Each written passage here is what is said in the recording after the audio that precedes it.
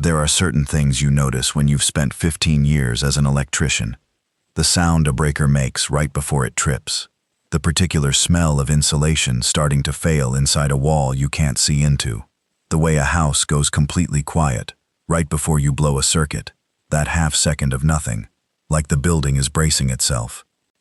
I've been noticing sounds my whole adult life, cataloging them without even trying to. My wife Denise calls it a nervous habit. She's not wrong. I hear things most people have learned to tune out, and I can't turn it off. Can't sit in a restaurant without listening to the HVAC drone and wondering which belt is going first. Can't drive past a commercial building without glancing at the service entrance and making a rough guess at the panel size. I told you that because it matters. It matters for the part that comes later, when sound was the only thing keeping us alive. But we're not at later yet. We're at 2 a.m. on a Tuesday, and I'm dead asleep on top of the covers in my work clothes. I hadn't even managed to pull my boots off, and Denise is shaking my arm with both hands, which she never does, because Denise is the kind of person who will wake you by setting a cup of coffee on your nightstand and waiting patiently for the smell to do the work. Both hands, shaking. I came up out of sleep the wrong way, the way you do when your body knows before your brain does that something's off. No gentle surfacing, just asleep, then awake, sitting up, heart already hammering before my eyes had even adjusted. She didn't say anything. She just pointed at the window. We have a bedroom that faces the street, split-level house, so the bedroom window is high enough that you can see over the fence and across to the Halloran's place, and the cul-de-sac beyond that. Denise had the curtain pulled back a few inches, and the streetlight was doing its job outside. One of those old sodium vapor ones that throws that flat orange light that makes everything look slightly wrong even on normal nights. There were people standing in the street, not walking, not talking, not doing any of the things people do when they're outside at 2 a.m. for a reason. Just standing. Maybe 8 of them that I could count from where I was sitting, though the angle was bad. My first thought was, someone's car broke down. People get out, stand around, look helpless. Except there was no car. My second thought was, somebody died. Heart attack, accident. People cluster around grief like that sometimes, not knowing what to do with themselves. Except nobody was on a phone. Nobody was flagging anything down. Nobody was crouching over anything. They were just standing in the orange light, facing different directions, completely still. How long? I said. 10 minutes before I woke you. Maybe more. I thought it would. I don't know what I thought. That they'd move. That there'd be an explanation. I looked at the clock. 2:04. I'd gotten home at 11:30 and collapsed, and apparently hadn't moved since. My neck was telling me about that in vivid detail. Call somebody? I called 911 6 minutes ago. Got a busy signal. That was when I started to feel it. That pre-trip quiet. That half second of nothing. Right before the circuit fails. 911 doesn't give you a busy signal. It's not a line that gets congested. I've tested it accidentally, once, sitting on my phone in my shirt pocket. It answered in 2 rings. If you're getting a busy signal, it's because every available operator is already on a call, and the only thing that does that is something bad enough that a lot of people are already dealing with it. I got up and went to the window, and Denise stepped back to give me room. I pushed the curtain another inch and looked out. 8 people in the street. No, 9. There was one more, partially hidden behind the Halloran's mailbox post, though I don't know why I said hidden, because I'm pretty sure he wasn't doing it on purpose. His head was down. He was just there. Then one of them, a woman I didn't recognize, not one of our neighbors, turned her head toward our house. Not toward our window specifically, just turned her head in our direction. And stopped. I let the curtain close. Downstairs in the kitchen, I turned on the small countertop TV we keep for background noise while cooking. Denise doesn't like silence in the kitchen.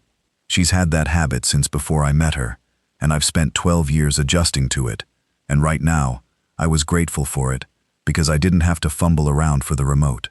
It was already sitting on the counter next to the fruit bowl. 4 in the morning, local news. I left it on mute and turned on closed captions because I didn't want the sound going out through the windows. which I now realize was an instinct I couldn't have explained right then, but which turned out to be exactly right. The banner was running along the bottom in white text on red, multiple reports of violent disturbances, citywide. Authorities ask residents to stay indoors. I looked at Denise. She'd followed me down and was standing in the kitchen doorway in her nightshirt, hugging her elbows. Citywide, she said. Citywide. Is it a riot? Riots don't get that spread out that fast. What then? I didn't have an answer for that yet. I turned off the kitchen light and went to the front window, the one that looks out at our small front yard and the street, and looked through the gap between the curtain and the wall. The 9 people I'd counted from upstairs were still there. Now there was a 10th, walking from the direction of Miller Street, moving in that slow, uneven way some people walk when they're very drunk, except I'd seen drunk plenty of times, and this was something else. Something about the hips, the weight distribution was off. He walked into the group of stationary people and just stopped, like he'd arrived somewhere. One of the standing figures, a tall man in a dark jacket, turned and grabbed the newcomer by the face. I took a step back from the window. Not in fear exactly. More like, my brain needed a moment to process what my eyes had just sent it. He hadn't grabbed the guy to help him or steady him. He hadn't made any sound. He just grabbed his face with both hands, and the newcomer made a sound I couldn't hear through the glass but could see. His mouth opened wide, and then they were both on the ground, and I couldn't see what was happening, because the porch railing blocked my line of sight. I went back to the kitchen. "Okay," I said. "We're not opening the door for anyone." Denise looked at me for a second. "What did you see?" "I don't know yet, but we're not opening the door. Here's the thing about my house that I used to joke about to coworkers. I've probably rewired half of it at least twice.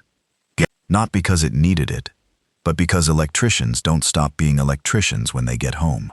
Every few years I'd find something that bothered me. An old 2-prong outlet in the bathroom, a grounding issue in the garage, a wire gauge I didn't trust, and I'd spend a weekend inside the walls fixing it. Denise called it nesting. My coworker Phil said I had a problem. Both of them were probably right. The point is, I know every inch of what runs through this house. I know which switches are on which circuits. I know where the panel is, and what everything on it does, and why it does it. I know which lights I can turn off without affecting anything else, and which outlets feed what, and where every wire in the walls goes. This turned out to be worth something. The first thing I did was go to the garage. My work van was parked in the driveway. I'd left it there because I was tired and because I kept telling myself I'd park it properly in the morning. And the morning had not gone the way I'd expected. Good thing, though. If it had been in the garage, I'd have had to roll it out. And rolling a van out of a garage at 2 a.m. with those people in the street was not something I wanted to do. The garage was connected to the house through an interior door, deadbolt and regular lock both, which I'd installed myself 2 years ago when Denise asked me to, because the previous setup was a single hollow core door with a basic knob lock, which is essentially no security at all. I stood in the garage and just did a lap with the flashlight. I keep a good one on my tool bench, rechargeable, 1,000 lumens, because working in unlit crawl spaces has made me religious about good flashlights.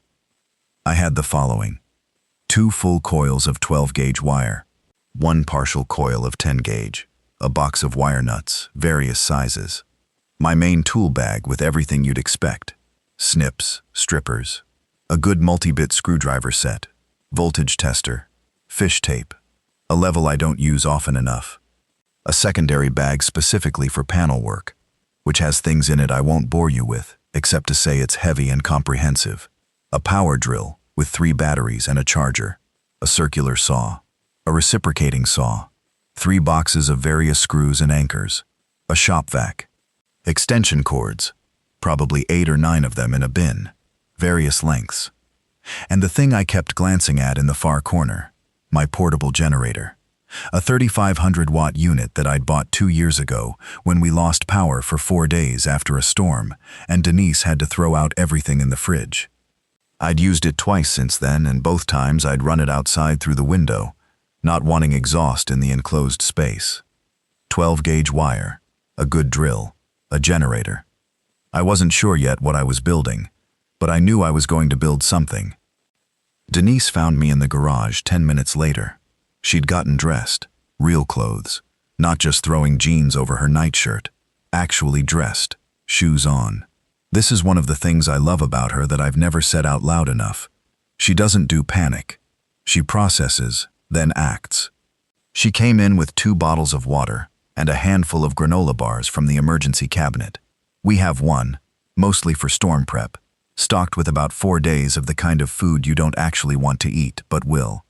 And she set them on the workbench without asking whether I needed them. She's smarter about prep than I am. I'm better with tools. It's why we work. Power's still on, she said. For now. What do you want to do with it while we have it? That's a good question. I thought about it for maybe 15 seconds. Charge everything. Every battery, every power bank, every flashlight that has a USB port, the drill batteries, the generator. And I want to fill the bathtubs. The bathtubs. If the water goes out, right.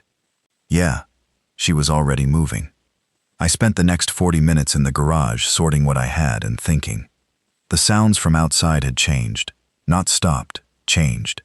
Earlier it had been quiet in that wrong way, just those standing figures and nothing else. Now there was occasionally something that I can only describe as irregular, a sound, then silence, then another sound from a different direction, like something being done intermittently. I didn't look out again. I told myself I would look again when I had more to look with, more information, more of a plan. The TV, when I turned it back on in the kitchen, had gone from the local news to the emergency broadcast. The tone, the flat color, the text telling me to stay indoors and await further instructions from local authorities. The text said this since approximately 2:30 a.m., and at 3:45 a.m. it was still saying the same thing, and the instructions still hadn't come. At some point around 3 a.m., I went upstairs and did something I'm not particularly proud of. I went to the closet in the spare room and pulled out the gun case from the top shelf. I have 2 guns. A .22 rifle I've had since I was 17, inherited from my uncle, and a 9mm handgun that I bought 6 years ago after we had a break-in. They got the TV and a laptop and nothing else, but it shook Denise and I, bought the handgun, and took a safety course, and Denise took the course too, because she's not the kind of person who wants someone else handling something she might need to handle herself. I loaded the handgun and put it on the nightstand. The rifle I loaded and leaned against the wall by the front door, inside the coat closet where it was accessible but not visible. Then I went back to the garage and started thinking about the fence. Our yard is fully fenced, 6-foot cedar panels all the way around. Good hardware, nothing fancy but solid. The gate to the backyard is on the side of the house that faces away from the cul-de-sac, which is good. The front of the house is obviously not fenced. You don't fence your front yard in a subdivision like ours. But the garage and the front door are set back from the street maybe 30 feet, which gives some distance. What I wanted to do was close that distance, or more specifically, make it costly to cross. I had wire, I had a fence, I had hardware and anchors, and a drill, and about an hour before the sky started to lighten. What I built that morning was not elegant, and it would not have won any awards for creativity, but it worked. I stretched wire at ankle height across the front walkway, in a pattern that required knowing where the specific gaps were, to navigate through without catching it. I anchored it at the fence post on one side, and around the downspout on the other, low-tech tripwire. Except I also connected it, loosely, to a string of those battery-operated motion sensor alarm bells Denise had bought for Halloween a few years back, and never completely put away. They were in a box on the garage shelf.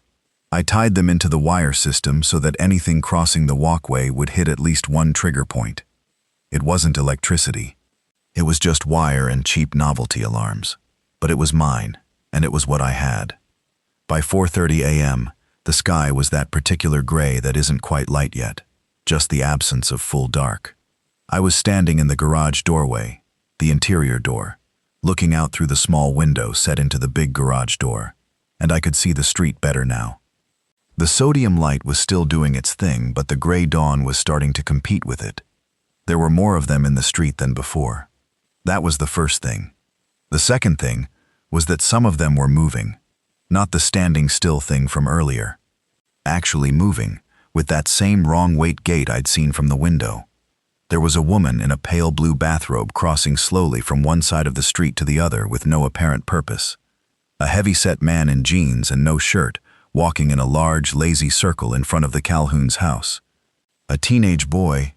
I thought it was a teenager, hard to tell from distance.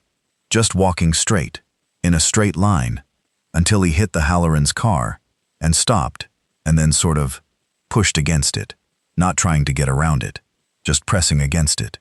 They weren't doing anything purposeful. That's what I kept coming back to. There was no coordination, no intent. They weren't gathering. They weren't searching. They were just moving, or standing, or pressing against things, in that way that certain machines do when you power them on, but forget to give them a task. Running, but with nowhere to go. I watched for 6 minutes. In that 6 minutes, one of the standing figures, a man in a postal service uniform, slowly turned toward the movement of one of the walkers, the woman in the bathrobe, and started following her. Matching her pace, following the same path, with the same dead-weight gait. Something being done was not a thought. Something happening to them was not a thought either. What I actually thought was, is that contagious? And immediately after, we are not staying in this house. I woke Denise up again at 5 a.m. She'd sat on the couch for maybe 20 minutes and fallen asleep, which is something she can do, fall asleep anywhere when she's tired enough, that I've always been both impressed by and slightly jealous of. I touched her shoulder and she was awake, just like that. "We're leaving," I said. She sat up and looked at me for a second. Harold Kessler, 73 years old, lives 3 doors down in the brick house with the badly maintained gutters. His wife Patrice died 2 years ago, and since then, he's been doing a gradual, slow slide into that territory, where old men end up when they don't have someone making them do things, eating badly, letting the gutters go, wearing the same cardigan for days at a time. He has a son in another state who calls on birthdays. That's Harold's support network. Denise takes him food sometimes. She'll make too much of something and announce that she's bringing the rest to Harold, and I never argue, because Harold actually seems to like her cooking more than I do, which I've told her, and which she chose not to interpret as a comment on her cooking. "We get Harold," I said, "and we go." "Where?" This was the part I'd been working on since 4:30. I know the streets around this neighborhood better than most people who live here. Part of this is the work. I've done electrical on 4 or 5 houses in this subdivision, and I've driven every road in it delivering quotes or picking up parts, or just navigating to job sites. And part of it is that I'm a basically restless person who ends up driving around when he can't sleep, which happens more than Denise knows. There's a service road that runs behind the strip mall on Henderson. It's not on most navigation apps because it's technically for delivery trucks and doesn't connect through to anything residential, but it loops around behind the commercial properties on that whole block and dumps you onto Riverside, about a mile south of the main intersection. And behind that strip mall, past the back of the old Jiffy Lube that closed 3 years ago, there's a chain-link gate that opens onto a maintenance track. Unpaved, not really a road, more like 2 tire tracks in dead grass, that runs along the back of an industrial area. I knew this because I'd done electrical work at 2 of the buildings in that industrial park. One of them was a custom cabinet shop that kept calling me back every 6 months because the owner couldn't understand why the lights in his spray booth kept flipping the breaker. The other was a half-finished commercial project that had been sitting stalled for going on 2 years. A power substation the county had started building and then run out of funding for, and which I'd done preliminary work on, and which had been sitting locked up and half-finished ever since, with my work van going past it every time I took the maintenance track to cut through to the cabinet shop. I knew that building. I knew what was in it. I knew the state of the electrical infrastructure inside it. And I knew it was built like a small fortress, because substations always are, because the equipment inside them is expensive and heavy, and you don't want anyone messing with it. I told Denise this. She listened without interrupting, which is something she does when she's actually paying close attention. Most of the time she's an interrupter, a finisher of sentences, a person who jumps ahead. When she goes quiet and still, that's when she's really thinking. "The generator," she said when I'd finished. "Yes. Can you get power running in a building that's not finished?" "Depends on how far along they got before they stopped.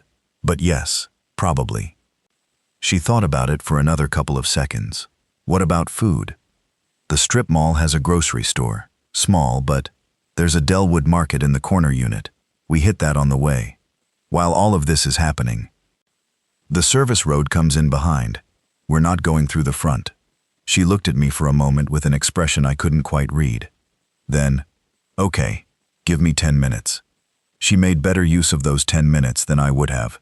I was in the garage loading the van.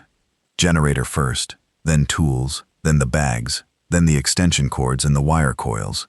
And she was in the house doing something I didn't realize until later, was a complete systematic sweep of every cabinet, drawer, and shelf that might contain anything useful. She came out to the van with 2 duffel bags, a backpack, and a grocery tote that was clicking and clinking with canned goods. "Aspirin," she said, loading things in. "Antibiotics from when I didn't finish that course last fall. 3 flashlights, 2 of them recharged, 1 that's iffy, 4 lighters, matches. The first aid kit from under the sink, every canned good in the house, the emergency food, the camping cooking set, a water filter. We bought it for that trip we never took." The trip we never took, Colorado, 2 summers ago, got canceled because I had a job run long. I told her we'd reschedule. We hadn't. "And your good boots," she said. "They're in the back. I couldn't find your work gloves. Tool bag." "Right." She stood there a moment, van door open, the small gray dawn around her, and then she turned and looked at the house. I watched her look at it. 12 years we'd been in that house. I knew what she was doing. She was saying something to it that she wasn't going to say out loud, and I knew better than to interrupt that. "Harold," she said, turning back. "Harold." We went to Harold's at 5:30 a.m. I had the handgun in my jacket pocket, which felt heavy and wrong in a way I didn't like and wasn't going to talk about. Denise had a length of copper pipe from the plumbing work I'd done in the basement last spring, a 3-foot section of half-inch pipe, which sounds not particularly threatening, but is actually a pretty serious thing to get hit with. She'd found it in the garage and held it up, and I'd nodded because I couldn't think of a reason to say no. The street in front of our house had 3 of them in it, not 8 or 9.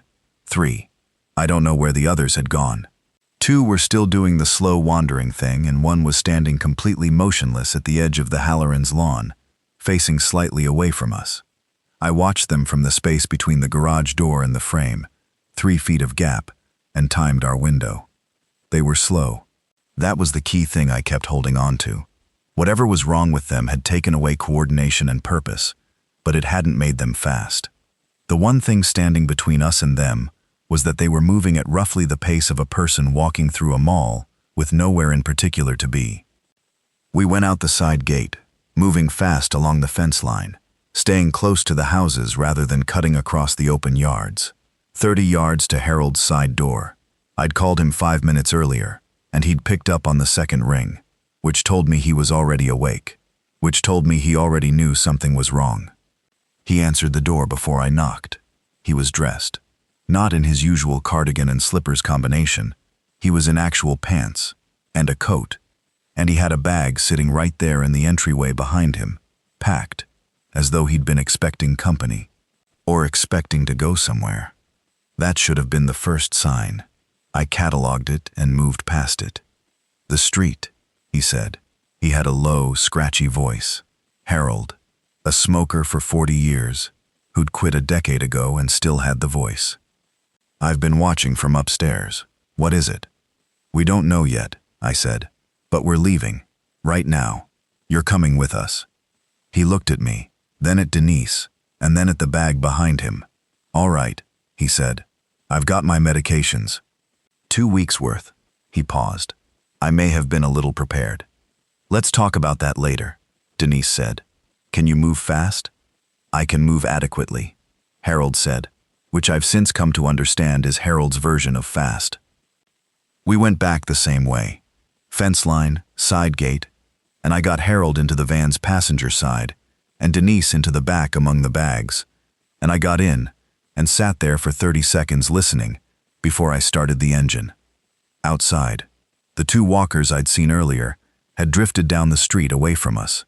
The standing one had turned, but was facing the wrong direction. I started the engine as gently as a 2007 cargo van will allow, which is to say not very gently at all, and I backed out of the driveway and went left instead of right, away from the cul-de-sac, away from where the cluster had been, heading toward the back end of the block where I could cut through to Miller without going anywhere near the main street. From the back seat, Denise said, "Something's burning somewhere." I'd smelled it too. Wood smoke, but not the good kind, not fireplace smoke.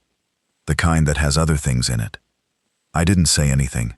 I turned onto Miller and went 2 blocks, and then cut left on the access road behind the auto body shop, and we were heading south, away from the residential grid, toward Henderson and the service road.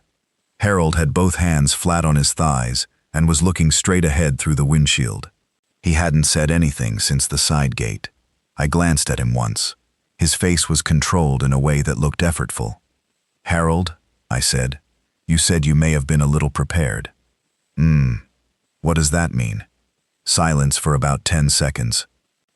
"It means," Harold said carefully, "that I have been having a feeling, recently, that something was not right, in a general sense."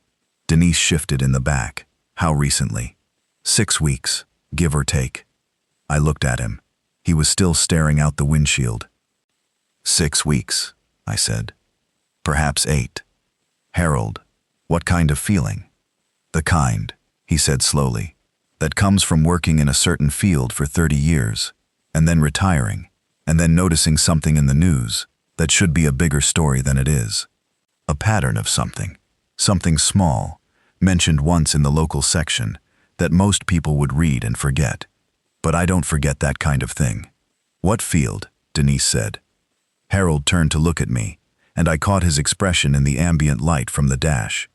It was not a comfortable expression. "Water," he said. "I worked for the County Water Authority. 31 years. Infrastructure, mainly. Testing. Quality assurance."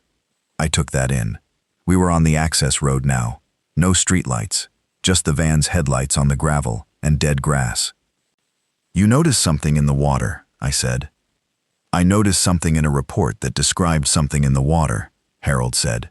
6 weeks ago. A brief mention. 2 lines in a public health update that nobody reads because it's a PDF on a county website. Elevated readings in a specific monitoring zone. The kind of readings that should have prompted a secondary investigation and a public advisory. But they didn't. No, they did not. Another pause. I called. I left a message. Someone called me back, a woman I didn't recognize, and told me that the readings had been reviewed and determined to be within acceptable parameters. "And you believed her?" Harold made a sound that wasn't quite a laugh. "I've been drinking bottled water since the day I saw those numbers," he said. The service road junction was ahead. I slowed and turned in. The van's headlights swept across the back of the strip mall, the dumpster areas, the loading dock, the rear service doors. I sat there for a second, engine idling, processing what Harold had just told me. "Okay," I said. I didn't have anything more formed than that. "I know," Harold said. Denise leaned forward from the back seat and put her hand on Harold's shoulder. She didn't say anything either. She just left her hand there, and Harold put his own hand over it briefly, and that was enough. The Delwood Market had a back entrance through the loading area. I'd been in this strip mall enough, done work at the nail salon and the dry cleaner in this row, to know the layout. The back door was solid steel, padlocked from the outside, which was the issue. But the padlock was on a standard hasp and bracket setup that I could deal with. Here is a thing about locks that locksmiths know and homeowners generally don't. The lock is rarely the weak point. The weak point is what the lock is attached to. A good padlock on a cheap bracket is only as strong as the screws holding that bracket to the door frame. And commercial doors in strip malls are typically hung with the minimum required hardware, because nobody expects them to be the first line of defense. I had a reciprocating saw in the van. It took me 3 minutes. Denise and Harold stayed in the van. I went in alone. I'm going to tell you what I found in the Delwood market that morning, and I'm going to tell you that I have never in my life taken anything that didn't belong to me. I want that on the record, whatever this record is.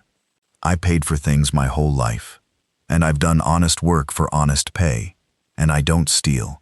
But I also wasn't going to sit in that building and watch Denise go hungry, because I was worried about the concept of property at 5:45 a.m. when people were eating each other in the street outside. So, the Delwood Market. 12 aisles, small format grocery, the kind of store that has a nice produce section and a decent deli, and charges more than the big box stores for the convenience. The deli case was already off. Power fluctuation or someone had shut it down, and the walk-in cooler was humming, but I didn't trust it to stay on. I went for shelf-stable things first. Pasta, rice in bags, canned tomatoes, canned beans, canned corn, canned fruit. Peanut butter, every jar on the shelf, 7 of them. Crackers, granola bars, instant oatmeal, protein bars, the kind that don't taste like anything but have calories in them. Instant coffee, because I couldn't face whatever we were doing without coffee. Salt, sugar, cooking oil, dried lentils. Ramen noodles, which I hate, but which have excellent calorie-to-weight ratios. Matches, a whole box of them. 3 Bic lighters from the checkout display. A first aid kit from the pharmacy section, better than the one from under our sink. Ibuprofen, acetaminophen, antihistamines, antacids, Pepto-Bismol tablets. Band-aids in multiple sizes, medical tape, a box of nitrile gloves, like the ones I wear for work but thinner. I filled 4 hand carts and pushed them to the back door in 2 trips. Harold came in for the second trip without being asked, and helped load. We worked fast and quiet. There was one moment, on my second trip through the store, when I heard something from the front. I froze in the cereal aisle with a cart full of canned goods and listened. Footsteps, slow and dragging, the way you'd walk if you'd forgotten how to pick your feet up properly. On the other side of the front glass, not inside, I watched the silhouette pass across the plate glass windows. One figure, moving slow, taking about 40 seconds to cross the full width of the storefront, and then disappear toward the parking lot. I took the cereal too. 12 boxes, shoved into a bag. Calories are calories. By 6:15 we were loaded and moving again. The van was heavy now.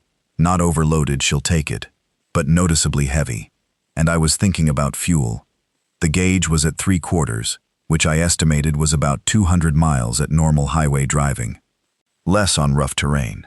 Less if we were doing a lot of idling. Enough to work with, though.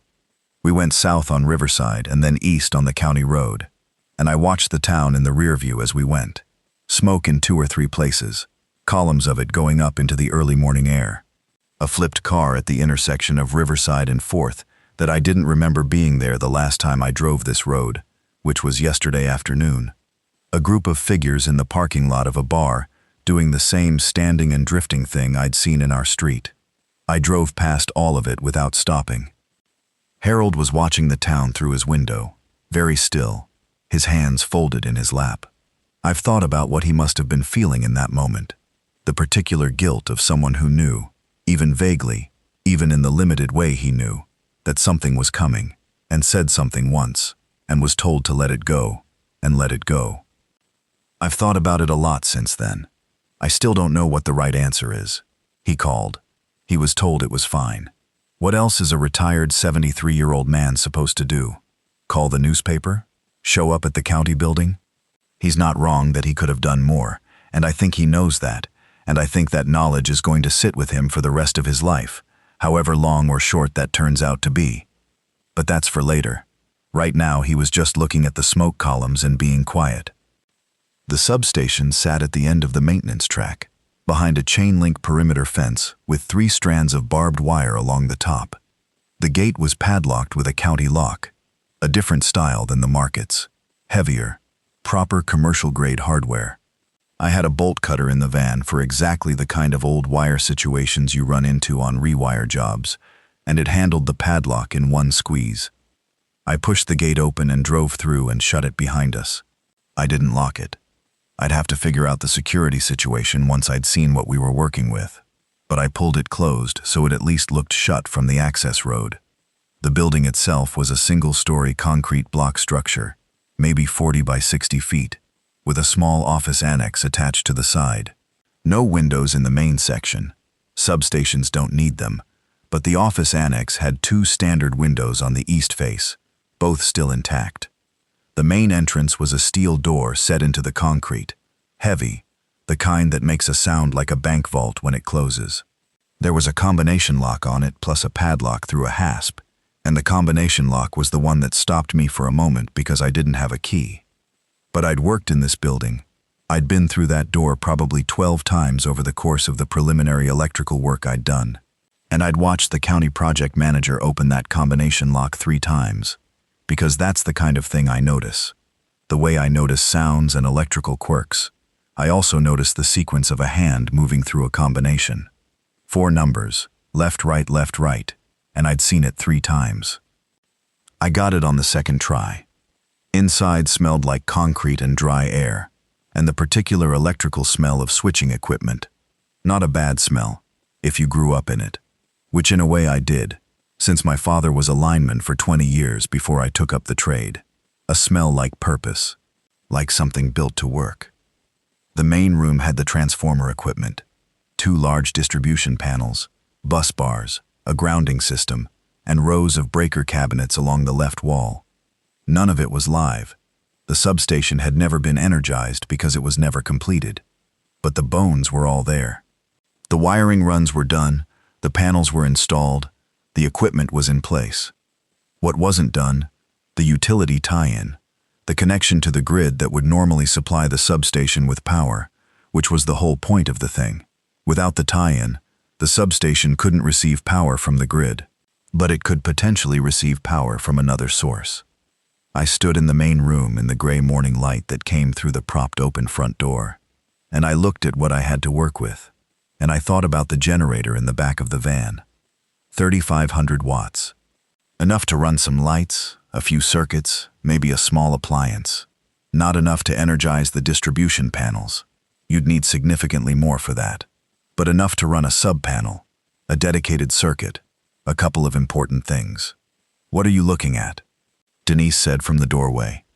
The beginning of something, I said. Something useful? Hopefully. She came in and stood beside me and looked at the rows of equipment. What does it do? Normally?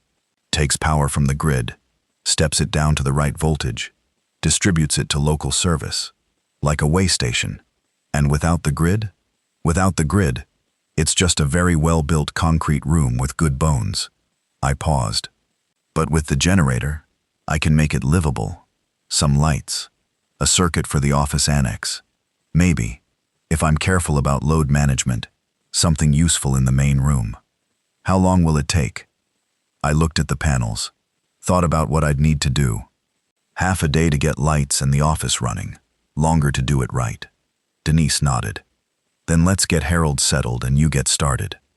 The office annex had 3 rooms, a small reception area, a single private office, and a bathroom. The bathroom had a toilet and a sink, but the water wasn't connected. This was part of the unfinished work. The sink drained to a holding tank under the building. The toilet was a chemical unit, temporary, the kind you use at construction sites, which I didn't love, but which was functional. Harold's first act upon seeing the office space was to sit down in the rolling chair behind the desk in the private office and breathe for about 2 minutes without moving. He was 73, and he'd moved fast enough for a man of 73, and now he was done moving fast for a while. Denise made a nest of sorts in the reception area. She found a door in the supply closet that she flat-packed against the wall to use as a platform for the sleeping bags we'd brought, because concrete floors are punishing, and she'd read enough camping guides to know to get off the ground. Harold got the rolling chair and the desk, and the relative privacy of the back office. I was outside with the generator. Running a portable generator means dealing with a set of problems that most people don't think about until they're in them. Carbon monoxide is the obvious one. You cannot run a gas generator in an enclosed space. The substation's main room had ventilation louvers in the upper walls for equipment cooling, but they were baffled and I didn't want to rely on them. The office annex had no ventilation designed for combustion byproduct, so the generator had to stay outside, which meant I needed to run extension cords in under a door gap or through a conduit run, which complicated the load distribution. I ended up running the generator on the east side of the building, away from the access road, where it couldn't be easily seen from the gate. I cut a short section of conduit to use as a pass-through under the annex door sill, which sealed it reasonably well and kept the cord from getting pinched. Then I worked my way through the annex wiring, found the distribution point where everything branched, and wired in a sub-panel that I powered from the generator via the pass-through. 3 circuits.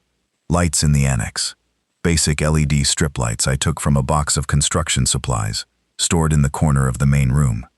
A circuit for the device charging, phone, power banks, the drill batteries, and a third circuit I left available, deliberately, because in electrical work, you always have a spare circuit, and in survival work, you probably should too. This took until about noon. While I worked, Denise organized the food supplies in the reception area, arranging things by type and priority and shelf stability.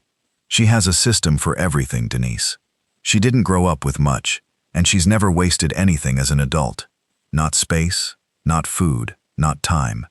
I've watched her turn the contents of a mostly empty pantry into a week's worth of actual meals, which is a skill I completely lack. I can rewire a building, but I can't figure out what to do with half a box of pasta and a can of chickpeas. She can, and she'll make it taste like something. Harold slept in the rolling chair for 2 hours.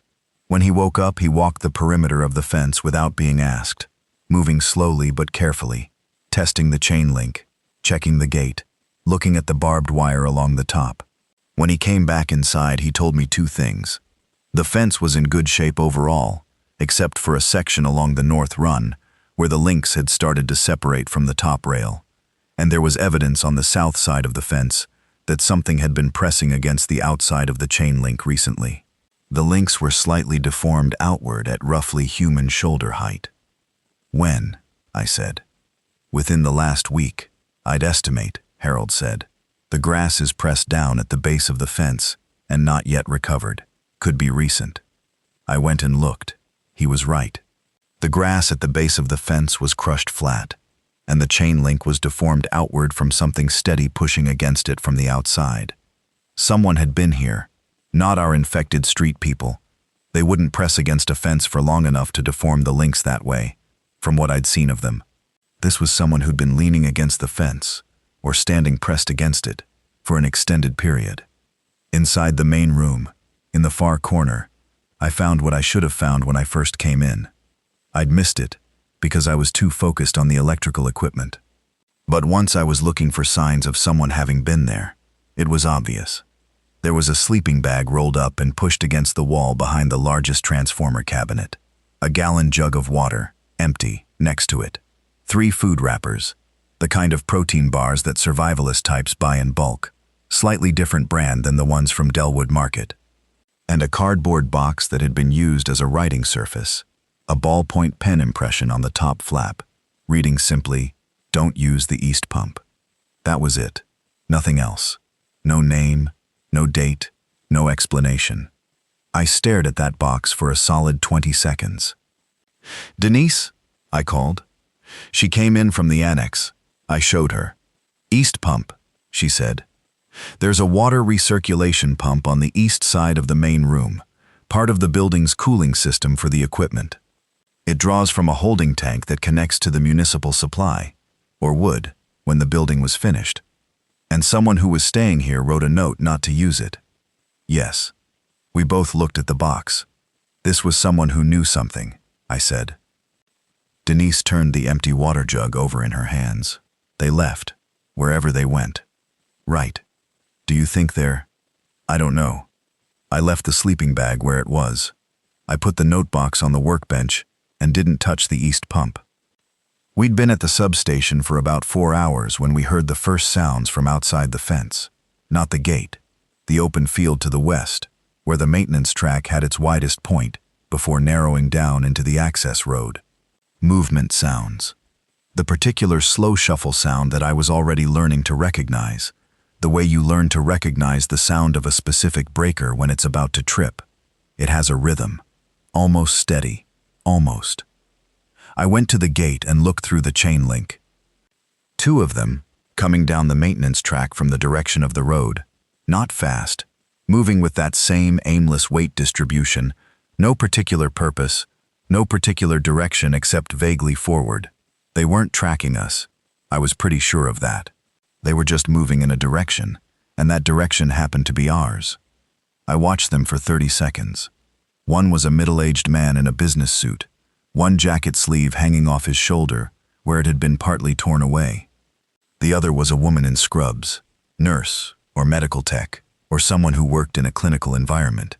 Both of them moving with that same quality of being switched on, but not programmed. They reached the gate and kept walking, walked straight into it.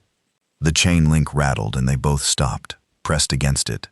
Began that same steady pushing I'd seen in the deformed links on the south side. The gate held. I stayed where I was and watched them for another 10 minutes. They didn't try to climb. They didn't look for the hinges or the padlock. They didn't look at anything specific. Their eyes were moving in a way that wasn't quite scanning, more like a recording device that's been left on with nobody operating it.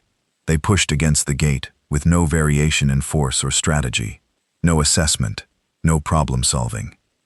Then the woman turned her head at some sound I didn't hear, and both of them slowly turned and walked back down the maintenance track the way they came.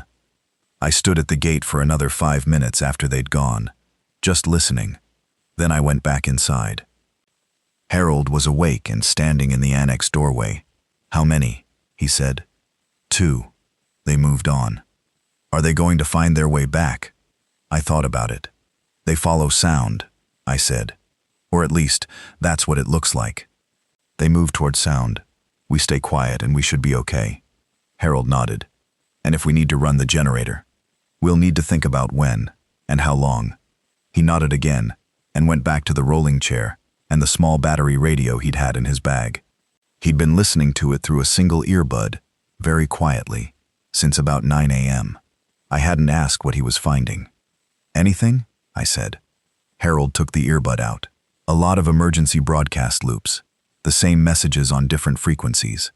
One station out of the city that was running live until about 2 hours ago and then cut out mid-sentence. And one thing that was odd. He paused. An automated broadcast on a frequency I haven't heard used in years. A county emergency management frequency. It keeps repeating a message.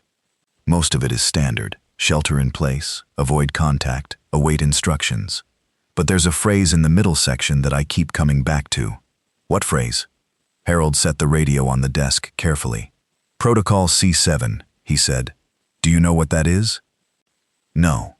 It's a waterborne pathogen response protocol. Part of the county's emergency management framework. I helped write portions of it, actually. 20 years ago, when the county updated its emergency plans after a contamination event in a neighboring county." He folded his hands. "Protocol C7 is specifically for waterborne pathogen outbreak. Not airborne, not contact spread. Waterborne." He let that sit between us for a moment. "They classified this as a waterborne event," I said. "The automated broadcast suggests they were planning for it as a waterborne event, yes. Which would mean they knew, or suspected, the vector was the water supply, before it became what it's become. The readings you saw 8 weeks ago." "Yes." I sat down on the edge of the workbench. Outside, through the concrete walls, I couldn't hear anything. Just the low hum of my generator doing its job. "Harold," I said, "why did you have a bag packed?" He was quiet for a moment. "Because 3 days ago, a man came to my door. Someone I didn't recognize. Said he was doing a county health survey, which I thought was odd for 8 in the evening. Asked me some questions, general health questions, whether I'd experienced any symptoms, and when I answered no, he looked at something on a clipboard and made a note, and said I should consider having some necessities ready, in case of a weather event." "A weather event?" "He didn't look at the sky once while he was on my porch," Harold said. "It was a clear night. I looked at him. He looked back. He knew," I said. Someone knew, Harold said. That's all I'm certain of. Night came down like a lid being closed. We'd made the decision to run the generator for 3 hours in the early evening. Enough to charge everything we had, get a hot meal made on the small electric coil I'd wired in, and get some light while we did it. Then shut it off and go dark for the night. Cold and quiet, beets warm and visible. Denise made pasta. Basic, with olive oil and canned tomatoes and a lot of garlic from a jar. And it was possibly the best thing I'd eaten in months, which says something about what exhaustion and fear do to your sense of taste. Harold ate his portion very slowly and deliberately, the way old men do when they're being careful, and said, "This is very good, Denise," in that quiet voice. And Denise looked pleased in the particular way she does when cooking for someone who means it. I ate mine in about 4 minutes, standing at the workbench, and went back to thinking about the gate. The chain-link perimeter was good for what it was, but I wanted something better on the gate specifically. The lock I'd replaced with my own padlock, better hardware, but the gate hinges were lightweight industrial, the kind that comes standard on commercial chain-link, and a determined push at the right angle would eventually worry the hinge pins loose. I needed to brace it or replace the hinges, or add a crossbar support, something to distribute any force being applied across a wider section of fence, rather than concentrating it at the hinge point. I did this the next morning, working slowly and quietly, making each drill hole count, because I didn't want to run the drill more than necessary. I added a horizontal brace across the back of the gate, bolted through the frame, and attached 2 diagonal wire tension supports that transferred load back to the fence posts on either side. It took 4 hours and used hardware I'd scrounged from the supply boxes in the main room, which had been left by the construction crew, and which contained, among other things, some very solid structural bolts that I was deeply grateful for. While I worked, Harold walked the inside perimeter again. He did this every morning after that, which was one of those small things that I came to rely on without quite realizing it. The perimeter check. He'd come back and give a report. West side clear. North side the separating links need attention. South side the ground around post 7 has been disturbed overnight. Very precise. Very methodical. 31 years in infrastructure work will do that to you. The ground at post 7 had been disturbed. I went to look. Not a big disturbance. Just the grass pressed down in a specific pattern, different from the random crush pattern of something walking along the fence. This was more deliberate, as if something had stood very still in the same spot for a while. I didn't know what to make of it. I told myself it was one of the infected, doing what the 2 gate pressers had done, drifting by, stopping, eventually drifting on. But the pattern was wrong for that. The infected pressed against the fence. This looked like something standing a foot or 2 back from the fence, still. Not pressing, just watching maybe. I went back to my gate bracing, and didn't say anything about it to Denise. That was a mistake, in retrospect. I was doing that thing people do where they don't want to add to the load of what someone's already carrying, and the result is you carry it alone, and you don't think about it as clearly as you would if you'd talked it through. Day 3. This is where it gets complicated. We had a working annex, a generator we were running in disciplined intervals, enough food for 2 or 3 weeks if we were careful about it, a secured gate. I'd started thinking about longer-term improvements, water collection, better insulation in the annex for the nights which were getting cold, whether I could rig a perimeter alarm system using the construction wire and some of the sensors from the alarm hardware I'd salvaged from the house. That was the morning Frank showed up. I heard the van before I saw it.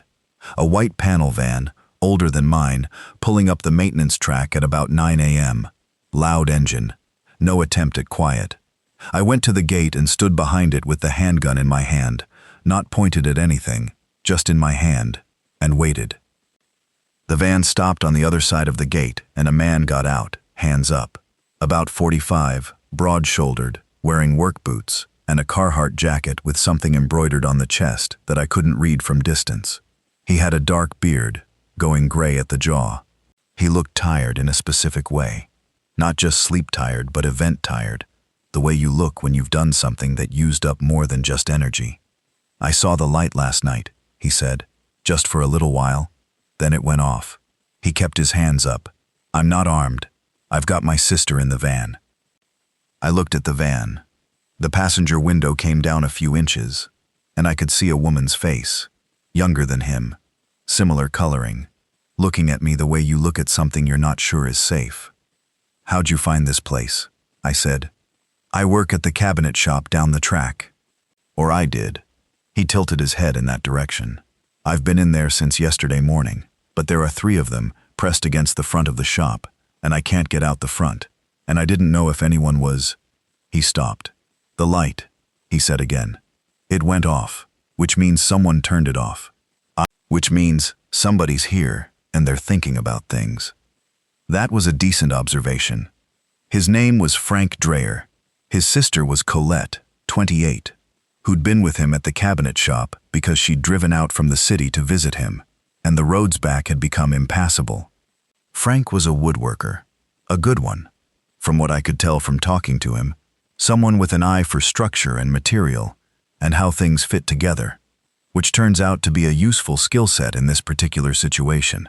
Colette was, before, a pharmacy tech, which was immediately and obviously valuable in ways that even a day 3 disaster wasn't going to make me miss.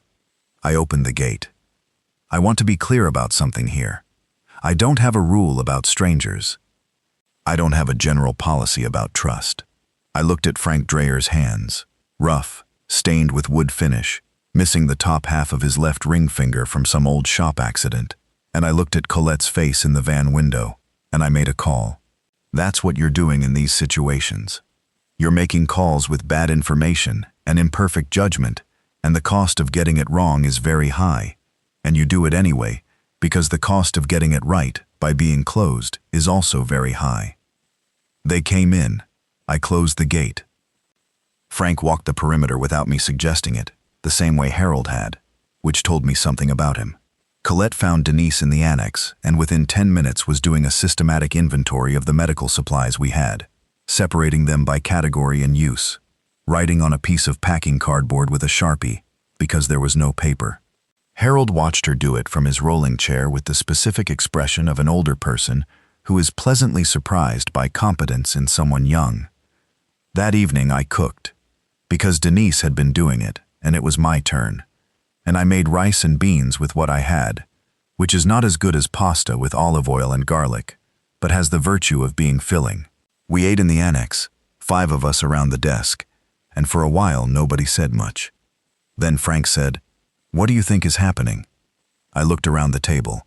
Harold had set down his spoon. Denise was holding her bowl in both hands, not eating. Colette was watching Frank. "I think it started in the water," I said. Nobody acted surprised. That was interesting. Frank said, "The cabinet shop has city water. I haven't drunk from the tap in 2 days, staying on bottles." "Smart," Harold said. "Is it the water, though? I mean, actually in the water, like a pathogen, or is it?" "We don't know," Denise said. "We know there were elevated readings 8 weeks ago that weren't disclosed. We know the county emergency management broadcast uses a waterborne pathogen protocol. We know someone who was in this building before us left a note not to use the water pump." She paused. "That's what we know." Frank was quiet for a moment. "My neighbor," he said, before we left. "He's been acting strange for about a month. I thought he was just, I don't know. People get weird in winter. But he stopped talking to me. Stopped going to work. Just sat in his yard, mostly. And then 2 days ago he was in the street, and he was one of them." "A month?" Harold said quietly. "Maybe 6 weeks. I didn't keep a specific track." Harold and I looked at each other. "Gradual," I said. "Gradual onset," Harold confirmed, which is consistent with a waterborne pathogen rather than direct contact transmission. If it were direct contact, you'd expect rapid onset after exposure. Waterborne accumulates. Chronic low-level exposure over weeks before the acute phase. "How do you get it out of your system?" Colette asked. Harold shook his head slowly. "I don't know. I'm not a microbiologist. I worked in infrastructure, not chemistry. I don't know what it is specifically, which means I don't know if you can get it out of your system, or whether getting it out matters at this point for people who are already..." He stopped. Nobody finished the sentence. On day 4, Pete arrived. This is the part I've gone back and rethought many times. How I should have seen it faster. What I should have done differently. But I was running on 3 days of bad sleep and high adrenaline, and I was not at my sharpest, and Pete knew how to present himself. He came on foot. That was the first thing. Walked up the maintenance track from the access road direction, alone, no vehicle, moving at a deliberate normal pace. I saw him coming from 200 yards and watched him the whole way. He walked like a person who wasn't scared. That should have been the thing I paid more attention to, but at the time, I interpreted it as competence. Some people don't show fear externally. That can mean a lot of things. Tall, maybe 6'2", somewhere in his mid-50s, short gray hair, very neat, clean-shaven, which surprised me. I hadn't expected that after 4 days of this, but he was clean-shaven. He had a good quality backpack, the kind that outdoor enthusiasts buy, internal frame, molly attachments, the whole arrangement. He was wearing good boots, the serious hiking kind. He moved like someone who'd been planning for this. He stopped outside the gate and introduced himself as Pete Hartwell, said he'd been sheltering in St. Anthony's, the Catholic church on Millbrook Road, since the night it started. Said he'd stayed in the church for 3 days, and then decided the building was too exposed. Big windows, one main door, not built for defense, and decided to move. I asked him how he'd found us. He said he'd seen the smoke from a short cook fire I'd made on day 2, before I'd thought better of open fires. About 2 miles as the crow goes, a smoke column rising, which he'd moved toward. That was plausible. I'd made the fire. The smoke had risen. Okay. I let him in. His pack had things in it that I noted and didn't say anything about right away. A lot of food. Protein bars mostly. The same brand as the ones in the wrappers left by the building's previous occupant. A water purification kit. A serious first aid kit, not the drugstore kind. 2 radios, one handheld and one that was a tabletop unit I recognized as a higher-end emergency band scanner. A roll of duct tape, rope, a knife, which he showed me without being asked and offered to put in a common storage space, which I said wasn't necessary, and a notepad, spiral-bound, with a lot of writing in it. I didn't ask to see the notepad. He ate the food we offered, and was complimentary about it without being excessive.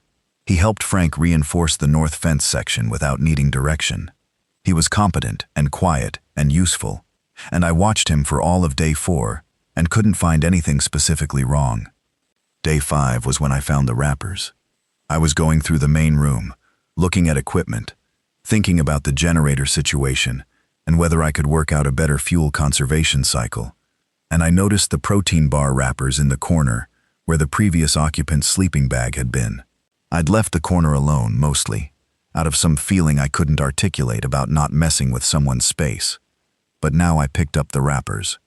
The brand was Nutrifield, same as in Pete's pack, same orange and gray color scheme. This was not by itself anything. Nutrifield is a brand. Lots of people buy the same brand. But I turned the wrapper over, and there was a smudge on the back that I stared at for a long moment. A small red stamp, the kind of inventory stamp that gets put on bulk purchases before they're distributed to staff or stored in a facility. I couldn't read the specific text. It was smudged and faded. But the format of it was the format of a county agency inventory mark, the kind I'd seen on equipment and supplies at county jobs. The county uses a specific red stamp for supply tracking.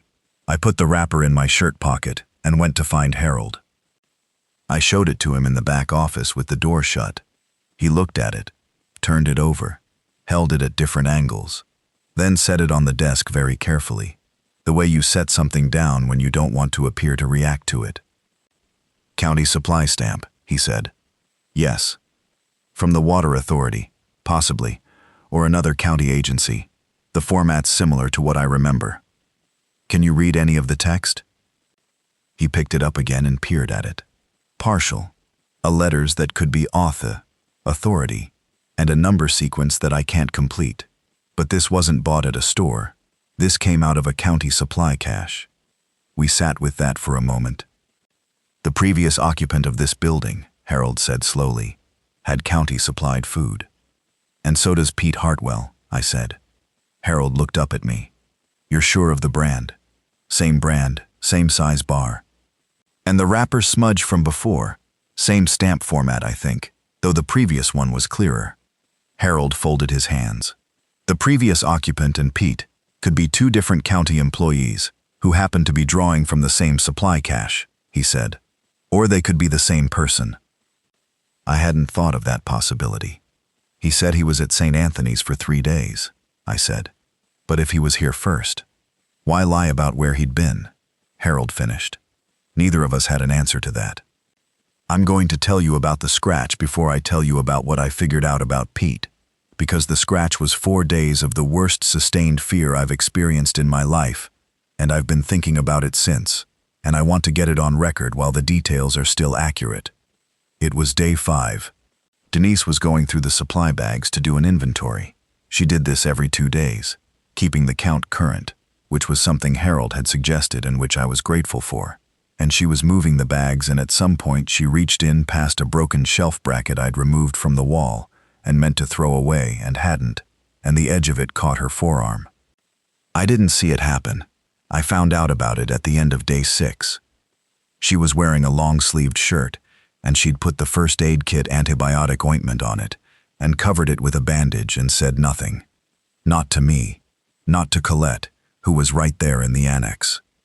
She just covered it and went quiet, in a specific way that I didn't recognize at the time, but that I've identified in retrospect as the particular quiet of someone who is terrified and has decided, for reasons they haven't fully examined, not to tell anyone. I found out because we were lying in our sleeping bags that night. We were sharing the reception area. The two of us, Frank and Colette, had taken the main room floor, and I rolled over and accidentally put my hand on her forearm, and she made a sound and pulled away, and I turned the flashlight on and looked. The bandage was through, a dark stain, not massive, but not small.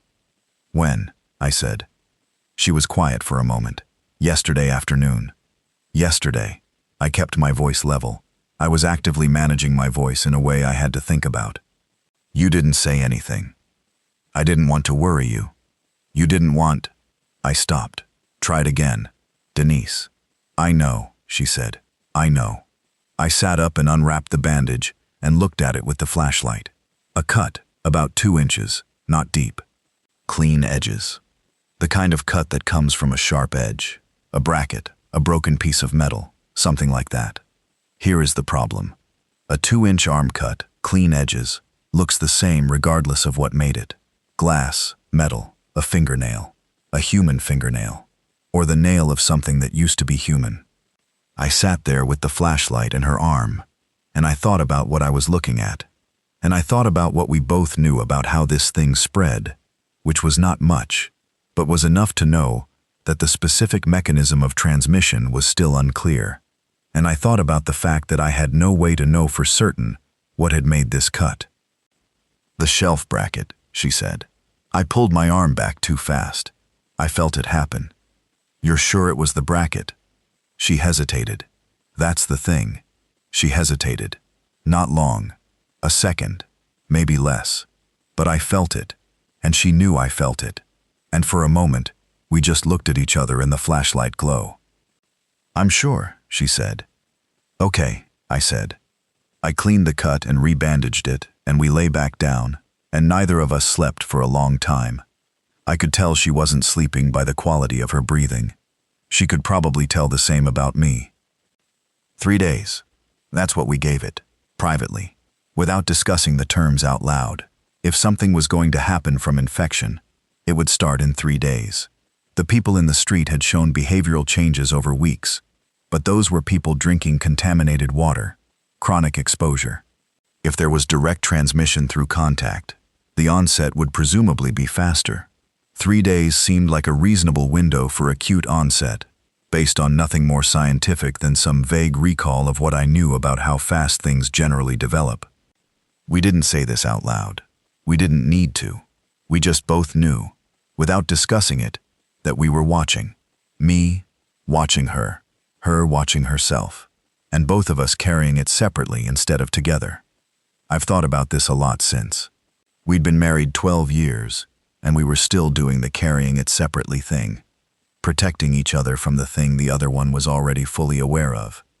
On day 8, the cut was clean and closed, and Denise's eyes were clear, and she was herself, entirely, no change.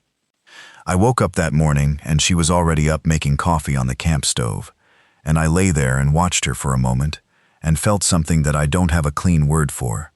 Not quite relief, bigger than relief, a feeling with more history in it.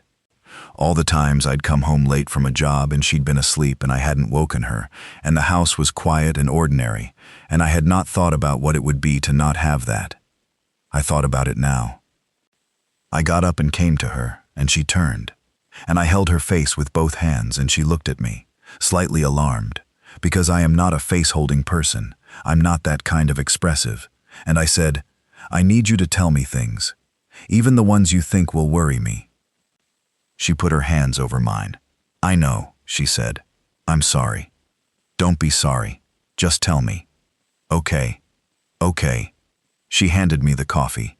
It was too hot, but I drank it anyway, and didn't say anything about it. Day 7 was the day I worked out what Pete was hiding, and it happened in a sideways way, the way understanding usually comes to me, not as a sudden revelation, but as a slow weight building, until it gets heavy enough to notice. Harold had the radio going quietly in the back office, as he always did, scanning frequencies, and I was in the main room, working on what I'd been thinking about for days, which was a motion sensor array, battery-powered PIR sensors from the construction supplies that I was wiring into a simple alert circuit. Not sophisticated, just something moves in range, a light comes on in the annex. Low-tech, reliable, which is what I prefer.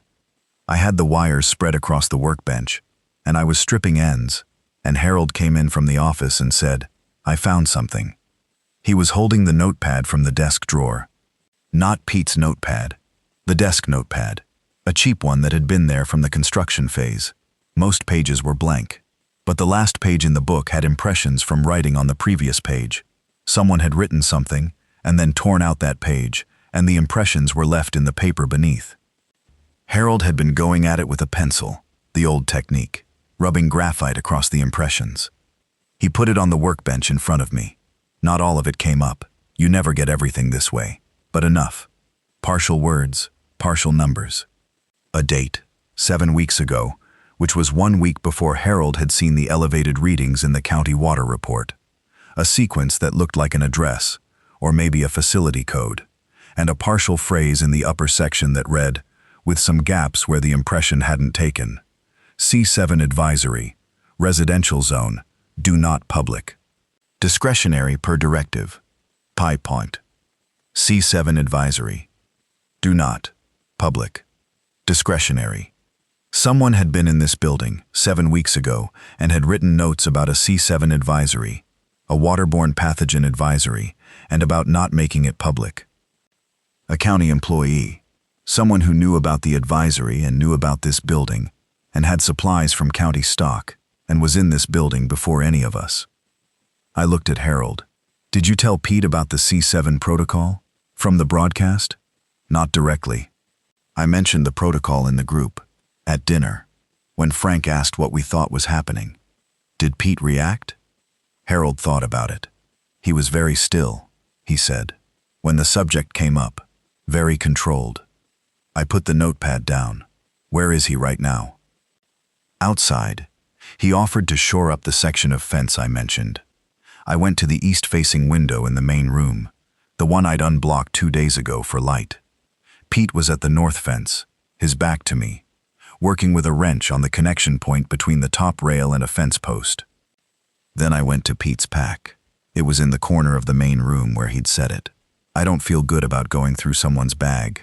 I did it anyway. The notepad was near the top, which turned out to be important. I opened it. The handwriting was neat. A lot of it was logs, dates, observations, supply notes. The early entries, going back to before the outbreak became public, were written in a shorthand I didn't fully understand. There were references to ZM readings, zone monitoring I assumed, and C7 monitoring threshold, and advisory hold pending senior approval. There was a name that appeared twice. Not Pete's name, someone else's, a supervisor's name maybe, that I won't put here because I don't know the full context of it, and some things need more than partial information. But here's what I found, and what made everything else make sense. There was a list of addresses, 23 addresses, written in 2 columns. Next to each one a small symbol, a triangle, the yellow triangles. I'd seen them that morning we left, painted on the sidewalk in front of certain houses. I'd noticed and filed it as something to think about later. This was later. 23 addresses, and at the top of the list a notation. Zone 7 monitoring, positive threshold, 6.5 weeks prior. Zone 7 was a water supply zone. I knew this because some of the houses on the list were in my neighborhood, and I could see roughly where the zone would fall based on the addresses, and it covered the houses on those streets that had the yellow triangles. Pete Hartwell had been there, at those houses, weeks ago, before it started. He'd marked those houses with yellow triangles, which was some kind of notification or monitoring marker related to the C7 advisory. He'd known. He'd known exactly what was in that water, and which zone it was in, and which houses were drinking it. He'd marked the houses and not told anyone. Advisory hold pending senior approval. Do not public. I put the notepad back exactly where I'd found it, and went to the window, and stood there, breathing steadily for approximately 3 minutes. Then I went to find Harold. We talked about it in the office with the door shut, Harold and I. Not for long. There wasn't much to discuss. In terms of what we knew what we knew and we didn't know why, specifically, or by whose decision, or what the full scope of what Pete had done actually was. Those were questions without answers available to us. What I said to Harold was, I need to decide what to do with this. Harold was quiet for a moment.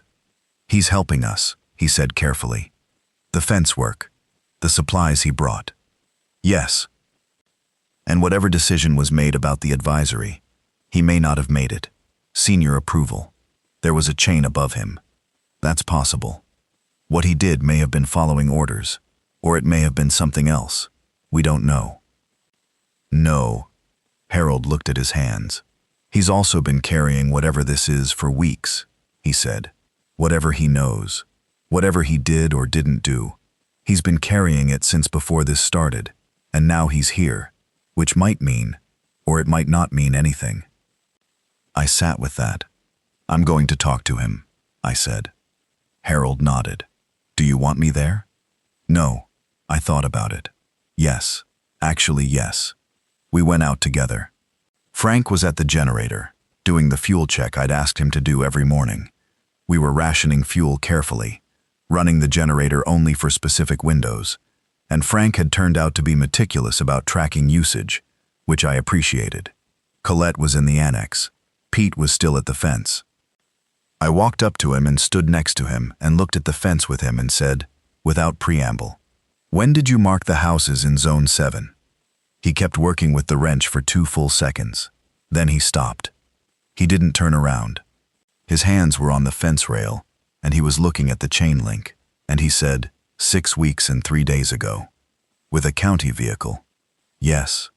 What was the marker for? Now he turned. His face was, I've thought about this. It wasn't guiltless, but it wasn't the face of someone who'd been doing something they thought was wrong. It was the face of someone who'd done what they were told and had been living with the consequences. Advisory monitoring, he said. We mark properties in affected zones during C7 protocol activation, so that if escalation occurs, emergency services know which areas have had exposure. And the advisory wasn't made public. No? Why not? Pete looked at Harold, then back at me. I was told the readings were preliminary. That secondary testing was required before a public advisory could be issued, and that premature disclosure could cause panic. How long was secondary testing supposed to take? 2 weeks. And in those 2 weeks, the readings went from elevated to critical. And then someone made a decision about the public advisory that I wasn't part of and wasn't told about, except that the advisory continued to be held. He stopped. And then it was too late for an advisory to do much, except tell people exactly what was about to happen to them. I looked at him for a long moment. "And you prepared yourself," I said. "I bought supplies," he said. "Extra water, extra food. I told my sister to move to the coast. She's at my parents' place, outside the zone, if it still matters." He paused. "I didn't know it was going to be like this.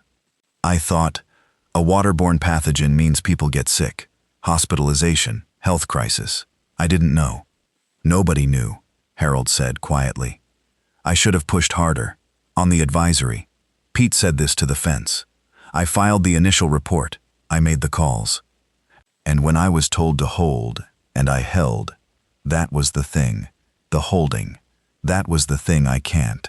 He stopped himself. Nobody said anything. "Are you going to tell the others?" Pete asked. I thought about it. "Yes," I said. He nodded. Like he'd expected that. Like he'd maybe been expecting it since he walked through the gate. That evening I told Frank and Colette and Denise. I told them everything I knew, including what Harold had found on the notepad paper and what Pete had confirmed. I didn't soften it, and I didn't dramatize it. I just laid it out, in order, the way you'd go through a wiring diagram. Here's what connects to what. Here's where the current went wrong. Nobody screamed at Pete. Nobody left. Frank asked about 24 questions, methodical, trying to understand the full shape of it. Colette was very quiet and then said, "Is there an antidote or a treatment?" And Pete said he didn't know. He was not a scientist. He was an infrastructure compliance officer. Denise asked the question nobody else had. Who made the decision? To hold the advisory? Pete named a name, a county health department name, not someone I'd heard of, not someone who'd be recognizable to most people. "Are they still alive?" Denise asked. "I don't know," Pete said. Denise nodded and went back to organizing the supplies. Day 9 is when we found the dead. We'd been doing careful supply runs, 1 or 2 people, no more, early morning or late afternoon, using the van for reach and moving in a specific pattern that avoided the major roads. Frank came with me most times because he was quiet and quick and thought in the same spatial way I did, thinking about routes and positions and load capacity. On day 9, Frank and I went east, toward the commercial district, looking for hardware and batteries and fuel. We were in the van, moving quiet, and we turned down a side road and found 4 cars stopped in the street, not piled up the way you'd expect from an accident, just stopped where they'd been when their drivers got out. And beside the road, in the ditch, we found 7 bodies. Not infected bodies, dead bodies, not from biting. These people had been shot. I sat in the van and looked at them through the window for a moment, engine off, just looking. 7 people, 4 adults and 3 children, in the ditch. 2 of them were still holding things. One woman had a bag, one of the children had a coat. They'd been shot at close range. No shell casings visible on the road from where I sat, but the pattern was consistent with what a close-range firearm does. "Somebody did this," Frank said. His voice was very flat. "Yes. The infected don't. No, they don't. People had done this, to people with bags and coats and children, who were on a road going somewhere, and someone had decided they shouldn't be." I started the van and backed out and went a different way, and we found a hardware store that had been mostly looted, but still had useful things in the back. Heavy gauge chain, which I loaded without asking, and 6 battery-powered lanterns that someone had left behind. We loaded what we could and went back. I told the group what we'd found, all of it, no softening.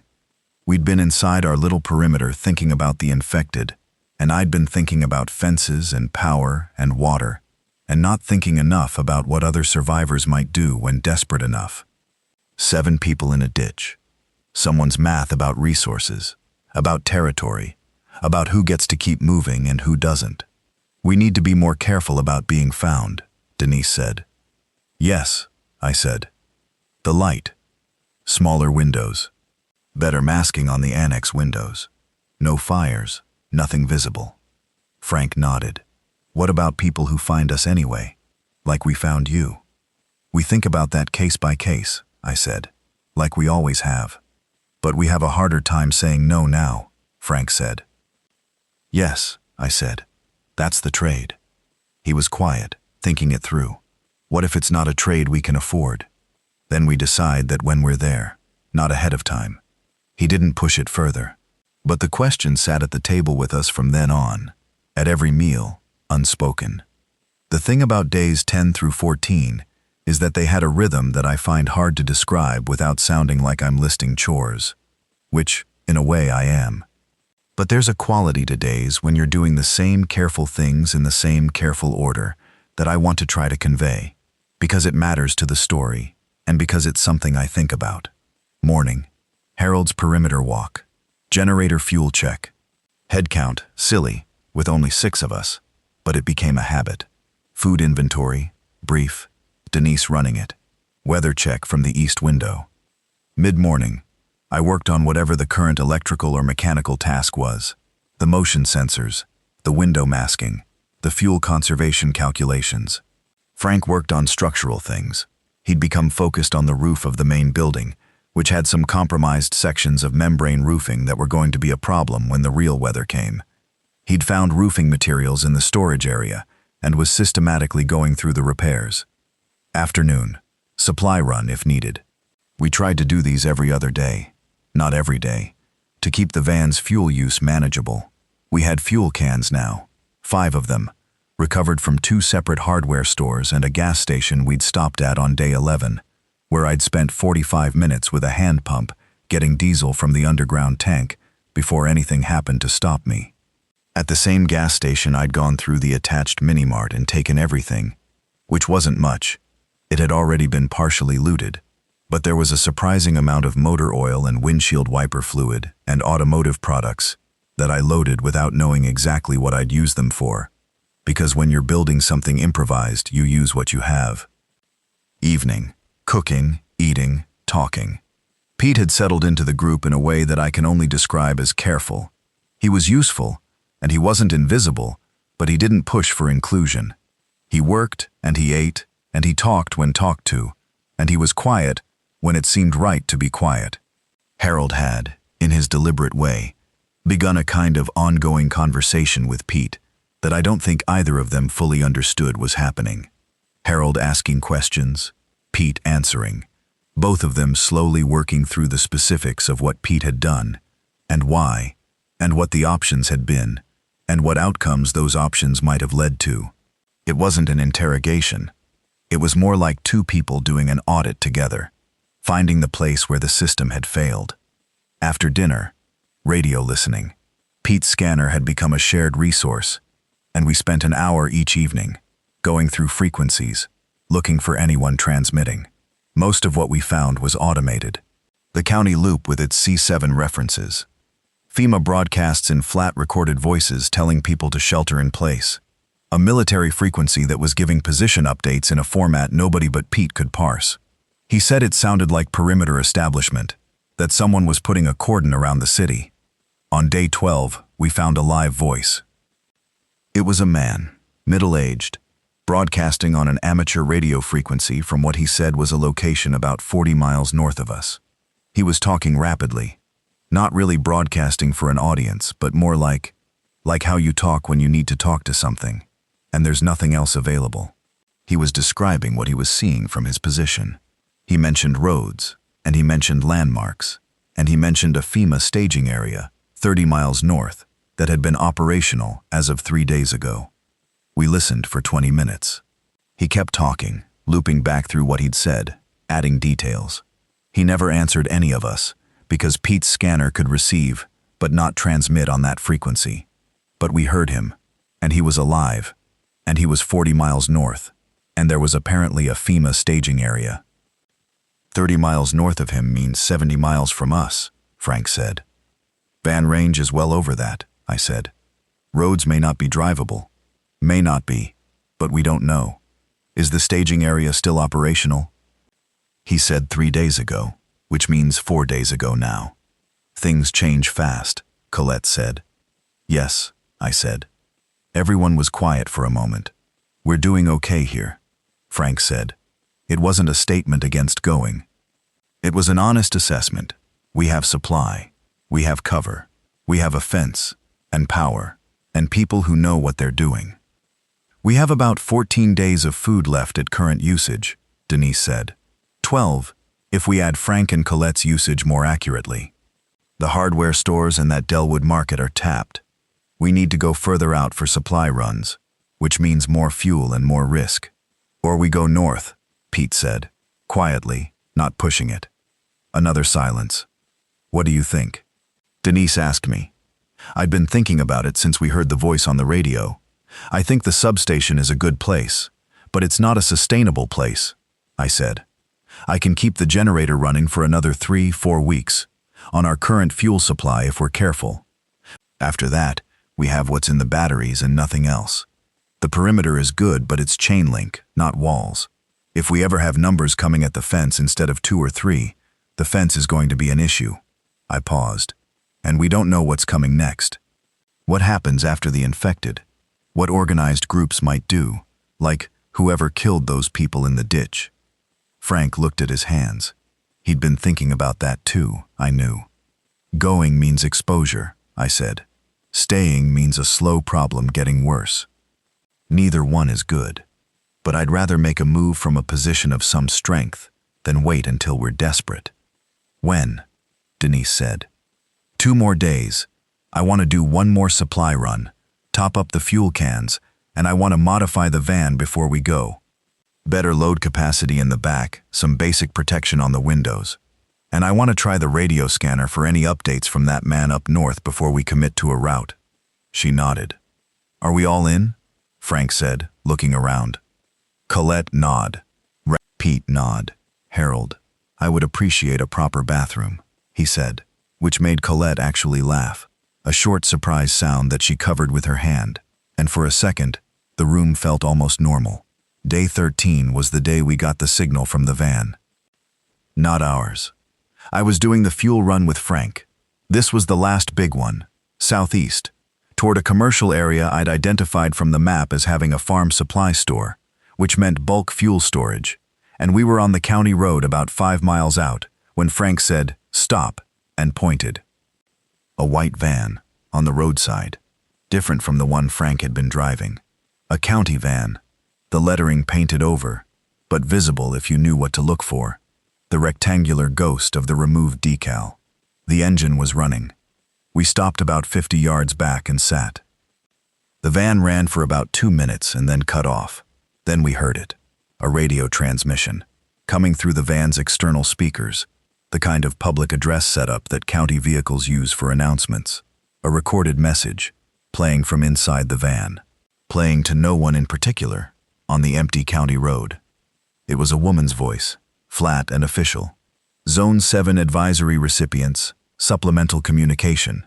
Your water supply has been tested and determined to, a gap, like a bad splice in the recording. Understand the severity. Please proceed to the nearest county assembly point with another gap. There is treatment available for early stage cases. Please do not. A longer gap. The symptoms develop gradually and, final gap. We are sorry. Then it looped. Started again. Zone 7 advisory recipients. Frank was looking straight ahead through the windshield. Treatment available, he said. For early stage cases. That's what it said. How early is early stage? I didn't know the answer to that. I thought about the people in our neighborhood who'd been standing in the street. The gradual onset.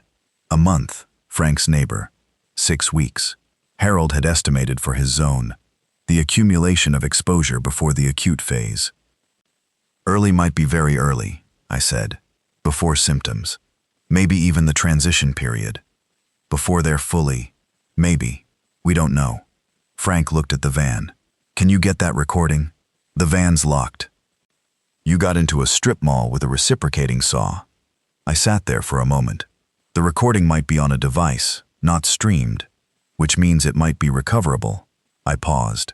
Or it might be on a county emergency system that's been broadcasting to all the county vehicles automatically. In which case it's still in the cloud somewhere, accessible if there's still infrastructure.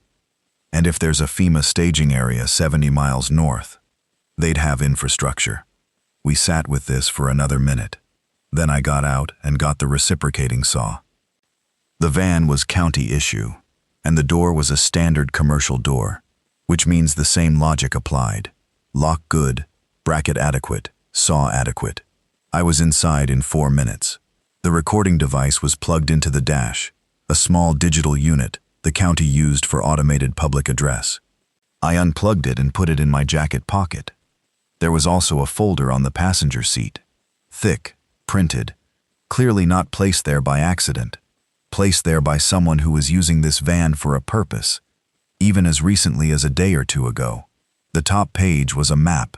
A county map with Zone 7 marked and the yellow triangle addresses, and a route marked in red from the county health building to an assembly point marked with a blue X. The assembly point was approximately 32 miles north of where we were standing. Not 70 miles. 32. I took the folder. We went to the farm supply store and got 200 gallons of diesel in the fuel cans and drove back to the substation, and I told everyone what we'd found. Pete looked at the folder for a long time. Then he looked at me. The assembly point, he said. I know where that is. I've been to that facility. What is it? A county emergency management facility. Backup operations center. It has power generation, shelter, supply caches. It was designed for exactly this kind of event. Is it still operational? 3 days ago, that van was still driving, Pete said. Someone put that folder on the seat. For Zone 7 people to find, Denise said. For anyone to find, Pete said, at this point. We packed that night. 12 hours of organized, deliberate packing. Everyone with a task. Everything loaded by priority. Essential food and water first. Medical supplies. Tools I couldn't operate without. Fuel cans. The generator. I debated leaving it for the wait and decided against it. If the facility up north had power, fine. But if it didn't, the generator was worth its weight in every possible meaning of that phrase. Harold packed his medications in the front pocket of his bag, where he could reach them immediately. He moved with a care and deliberateness that I'd come to recognize as his version of speed. At one point, during a break while Colette reorganized the medical supplies, I came into the back office, and Harold was sitting at the desk, and he had a piece of paper in front of him and a pen. Writing something? I said. He looked up. I'm thinking of leaving a note, he said, in case someone comes here after we've gone. Information about what we know, about Zone 7, the advisory, the treatment broadcast. He paused. It might help someone. I thought about the note the previous occupant had left. Don't use the east pump. No explanation, just the thing you needed to know. Yeah, I said, write the note. He wrote 2 pages, in that precise retired bureaucrat handwriting, and left them on the desk with a water bottle on top to hold them flat. 2 pages of everything we'd figured out, in order, with sources cited where possible. I read it before we left. It was the most useful 2 pages of text I've encountered in the last 2 weeks of my life. We left before sunrise on day 15. 6 people, 1 van, 12 hours of supplies if we needed them, and a route. Frank drove the first section because he'd been out on that road more than anyone and knew the early part well. I navigated using the county map and what I knew of the road network and what we'd been able to see on the scanner over the previous 2 days. No live voice from the man 40 miles north. I'd never been able to transmit to him, but his recorded descriptions of landmarks had given me a mental image of the corridor we'd be moving through. The first 5 miles were the worst, not because of anything specific, but because of the accumulated weight of leaving. The substation fence going away in the rear view, the maintenance track, then the access road, then the county road opening up, and the world outside suddenly a lot larger than it had been for 2 weeks. Harold was looking out the passenger window. He didn't say anything for the first 3 miles. Then he said, very quietly, "We built something good back there." "Yeah," I said, "we did." "Temporary things can still be good things," he said. I thought about that for a while. The county road was mostly clear for the first 7 miles, with occasional cars stopped at the shoulder, the way you'd park if you decided to get out and walk somewhere. No active movement visible until mile 8, where we passed a subdivision entrance, and I could see down the main road of it. figures moving in that slow, unsteady way, 3 of them visible from where we were. Frank slowed and I watched them, and they didn't react to the van moving past. "Don't stop," I said, unnecessarily. "Not stopping," Frank said. Mile 11, we found the first roadblock. Not an official one, just cars pulled across both lanes, whether by accident or design impossible to know. We went around through a gas station parking lot, off-road for about 40 feet, thumping over the curb, and came back onto the road on the other side. The van shook, and something in the back shifted, and Denise said, "I've got it," and held the fuel can that had moved. Mile 14, a long, straight stretch of county road, with fields on both sides, flat and brown, with November, and nothing visible except the road and the sky. It was the first time I'd had a clear line of sight in 2 weeks, and I sat there in the passenger seat and looked at the flat horizon and did not feel better, exactly, but felt something settle slightly, something about space after confinement, even bad space. "About a third of the way," Pete said from the back. He was watching the route on his copy of the county map. "Time?" I said. "If we don't stop again, an hour, maybe less. We're going to stop." He looked up. Mile 18. From what I can read on the map, there's a VFW hall on the east side of the road. Red roof, I think. Brick construction. If there are people there, and there might be. VFW halls tend to become community gathering points in emergencies. We stop and we ask. Pete thought about it. Why? Because we need more information than we have. About what's ahead. About the facility. About whether there's anything between here and there that we should know about. I paused. And because 7 people in a ditch is what happens when you have a policy of not stopping. Pete held my look for a moment. Then he nodded. The VFW hall at mile 18 had 8 cars in the lot and lights visible through the windows. Battery-powered, I thought. The color was wrong for mains power. I'd been right about the red roof and the brick. Frank pulled in and parked, and we sat there for 30 seconds before the door opened. A man in his 60s, heavy-set, Vietnam veteran's jacket with pins on the breast, stood in the doorway and looked at the van. He didn't have a weapon visible, which I appreciated. His expression was the expression of someone who'd been making the same calculation we'd made when Frank showed up at our gate, trying to read what we were before deciding what to do. I got out of the van first, hands visible. "We're heading north," I said.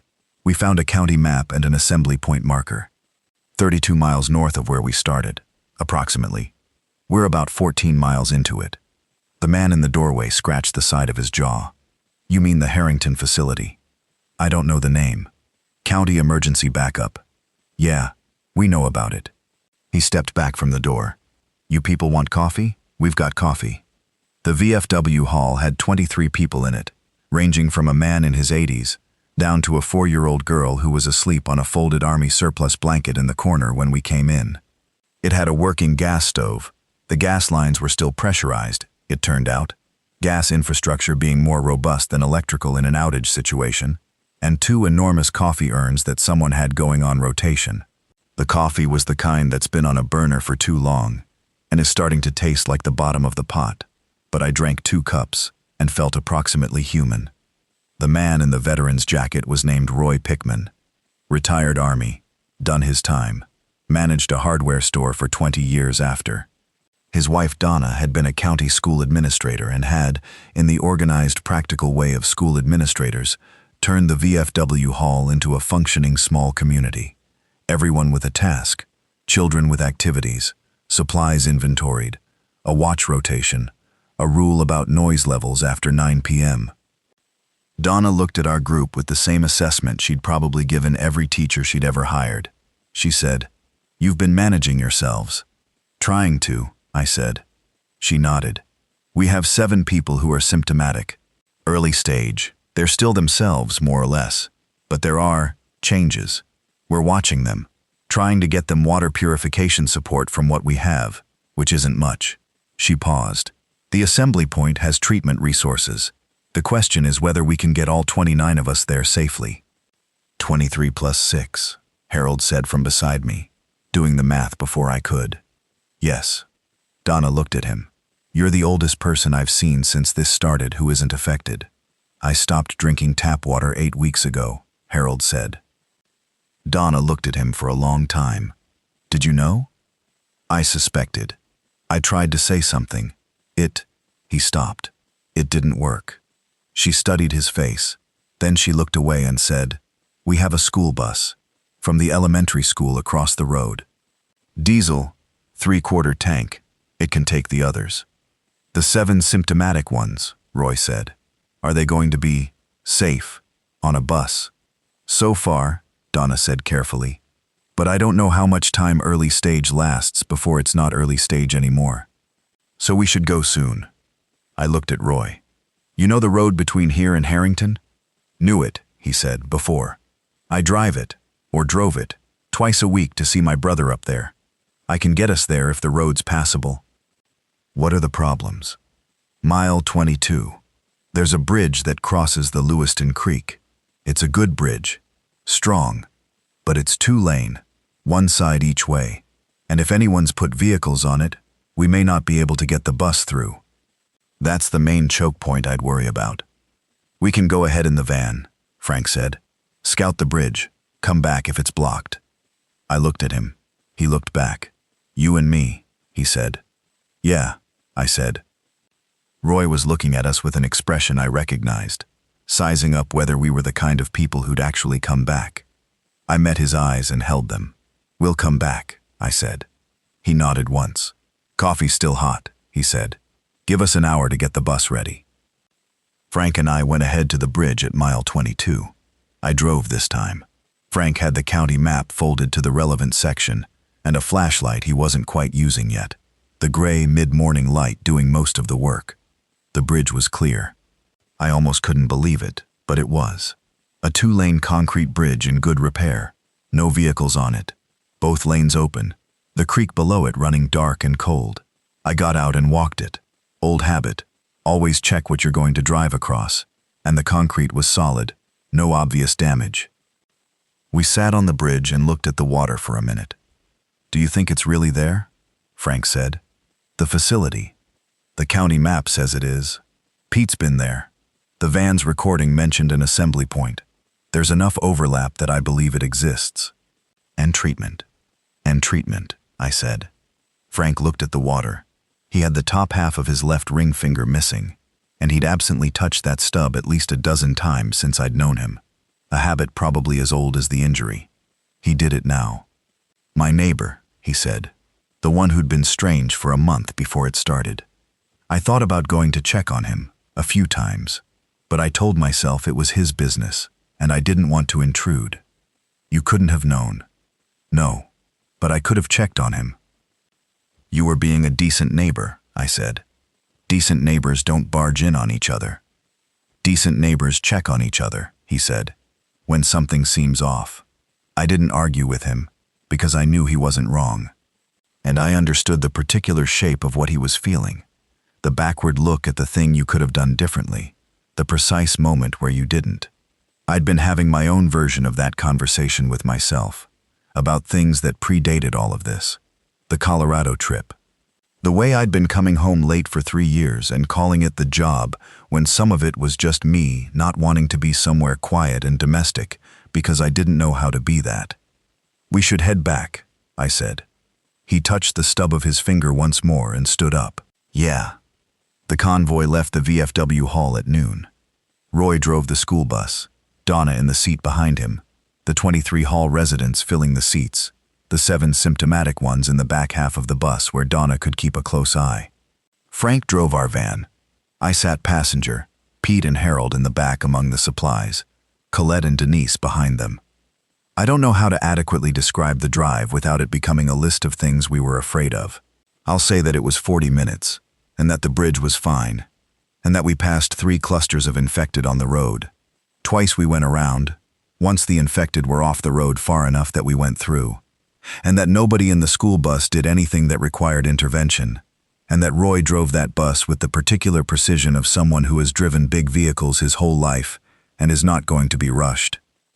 When the Harrington facility came into view, I didn't know it was the facility right away. I thought it was another commercial building. It was low, prefab construction, surrounded by a proper fence, which I noticed with the automatic appraisal of someone who builds fences. And then I saw the generator exhaust, and the antenna array, and the light coming from the windows, actual electric light, steady and not flickering, and I understood. There was a truck at the gate, a county truck, actual county employees, or people in county uniform at least, and a woman in an orange vest, who held up her hand for us to stop, and then came to my window. I'll remember what she said for the rest of my life, not because it was remarkable, because of how ordinary it was. How many in your group? 29, I said. 6 of us in the van, 23 in the bus. Any symptomatic? 7. All still early stage as of this morning. She wrote on a clipboard. Wrote our number down like we were registering for something, like this was a normal day at a normal facility. Pull through. First building on the left is intake. We have food, medical, and shower facilities. She paused. Has anyone in your group been drinking municipal water in the last 7 days? We haven't, I said. She wrote something else. Then she looked up and at me and she said, "Good work getting them here." She waved us through. The Harrington facility had power. Real power. From a backup generation system that was running on diesel the county had apparently been stockpiling for years as part of its emergency management infrastructure. It had lights and running water from a self-contained well system and a water treatment protocol that didn't use municipal supply. It had a medical unit with people who were not quite doctors, but had training that was several tiers above what we'd been doing with ibuprofen and Colette's pharmacy tech knowledge. The 7 symptomatic people from the bus went to the medical unit within 30 minutes of arrival. Donna stayed with them. Roy found a cot in the main dormitory and lay down on it with his boots on and was asleep before I'd finished checking us in. Harold was processed through intake by a young woman who took his name and age and medical history and asked him about his exposure history. He described the water authority work and the early readings and the phone call. She wrote it all down. She said, "We're compiling everything for what comes after." "What comes after?" Harold said. "This part ends eventually," she said. "People are going to want to know what happened." Harold looked at her for a moment. Then he said, "I'll write it down." She gave him a notepad from the intake desk. I found Denise in the intake hall waiting for me. She was sitting on a bench, her bag on her lap, and she looked tired. The specific tired of someone who's been holding something in for weeks and can feel, for the first time, the possibility of putting it down. I sat next to her, and we sat there for a while without saying anything. "Colorado," she said. "Yeah? We should do that." "Yeah," I said. "We really should." After, I said. She leaned her head on my shoulder. I put my arm around her, carefully, on the side of the arm that didn't have the healing cut. We sat there while Roy slept, and Harold wrote, and Colette helped in the medical unit, because she'd offered before anyone had a chance to ask. And Pete was in a room somewhere being interviewed by someone official about what he knew and when he'd known it. And Frank was in the dormitory finally taking off the boots he'd been wearing for 3 days straight. The generator hummed. Not a bad sound. Not a great sound. Just the sound of something doing exactly what it was built to do. I've spent my whole career around that sound, and I've never minded it. There's something honest about a machine that runs. It doesn't lie about what it is. It runs, or it doesn't, and when it runs, you know it. I sat there and listened to it, and waited for what came next. 3 things happened in the first week at Harrington that I want to put down before this account starts to feel less urgent, and I stop writing it. The first, Pete sat down with the facility's documentation people and gave a full accounting of what he knew about the Zone 7 advisory. All of it. Names, dates, decisions, who he'd reported to and what they'd said. He did this without prompting from us. He'd been doing it in his head since before he arrived at the substation, I think, and the facility just gave him a format. The documentation people had a specific way they were collecting information about the timeline, trying to reconstruct it from multiple sources, and Pete's account fit with what Harold had seen in the county water report and what we'd found in the building. There are 12 facilities like Harrington across the state, apparently. The assembly points, the maps, the county vehicles with the recordings. It was all part of an emergency response that someone had activated, belatedly, after the decision to hold the public advisory had resulted in exactly the catastrophe the advisory was meant to prevent. Who made that decision, and when? And whether it was one person or a chain of them, that reconstruction was going to take longer than a week. Longer than I was there to see, probably.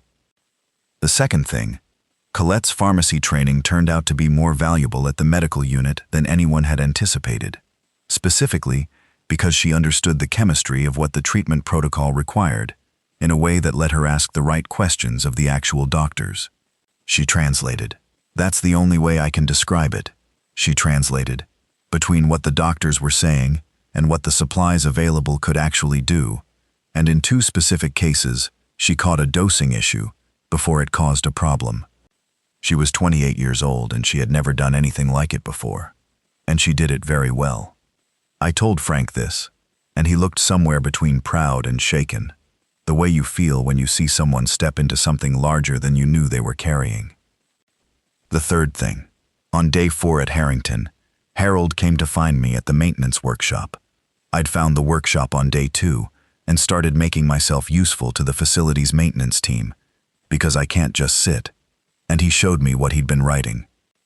It was 37 pages, handwritten, both sides of each sheet, in Harold's precise retiree script. Everything, the water authority readings, the phone call, the county infrastructure of Zone 7, the protocol, what he'd observed and when, and what conclusions he'd drawn. References to conversations with Pete. A complete, sourced, ordered account of what a retired 73-year-old man had seen and done and not done, with appropriate attribution of uncertainty where he didn't know things for certain. "I'm going to give this to the documentation team," he said. "Yes," I said. "I thought you should read it first." I read it standing at the workbench, all 37 pages, while the maintenance team worked around me. When I finished, I set it down and looked at Harold. He was watching me. He looked, for the first time since I'd known him, genuinely uncertain, like a verdict hadn't come back yet. "This is the most important thing you've done in your life," I said. "You know that, right? Including the 31 years. He was quiet for a long time. "It doesn't fix anything," he said finally. "No," I said, "but it's true, and it's complete, and it's here. That's not nothing." He nodded. He folded the pages carefully and put them back in the folder he'd been carrying them in. Then he said, "I'm going to go have a cup of tea, I think. The facility has tea." "Actual tea? Chamomile.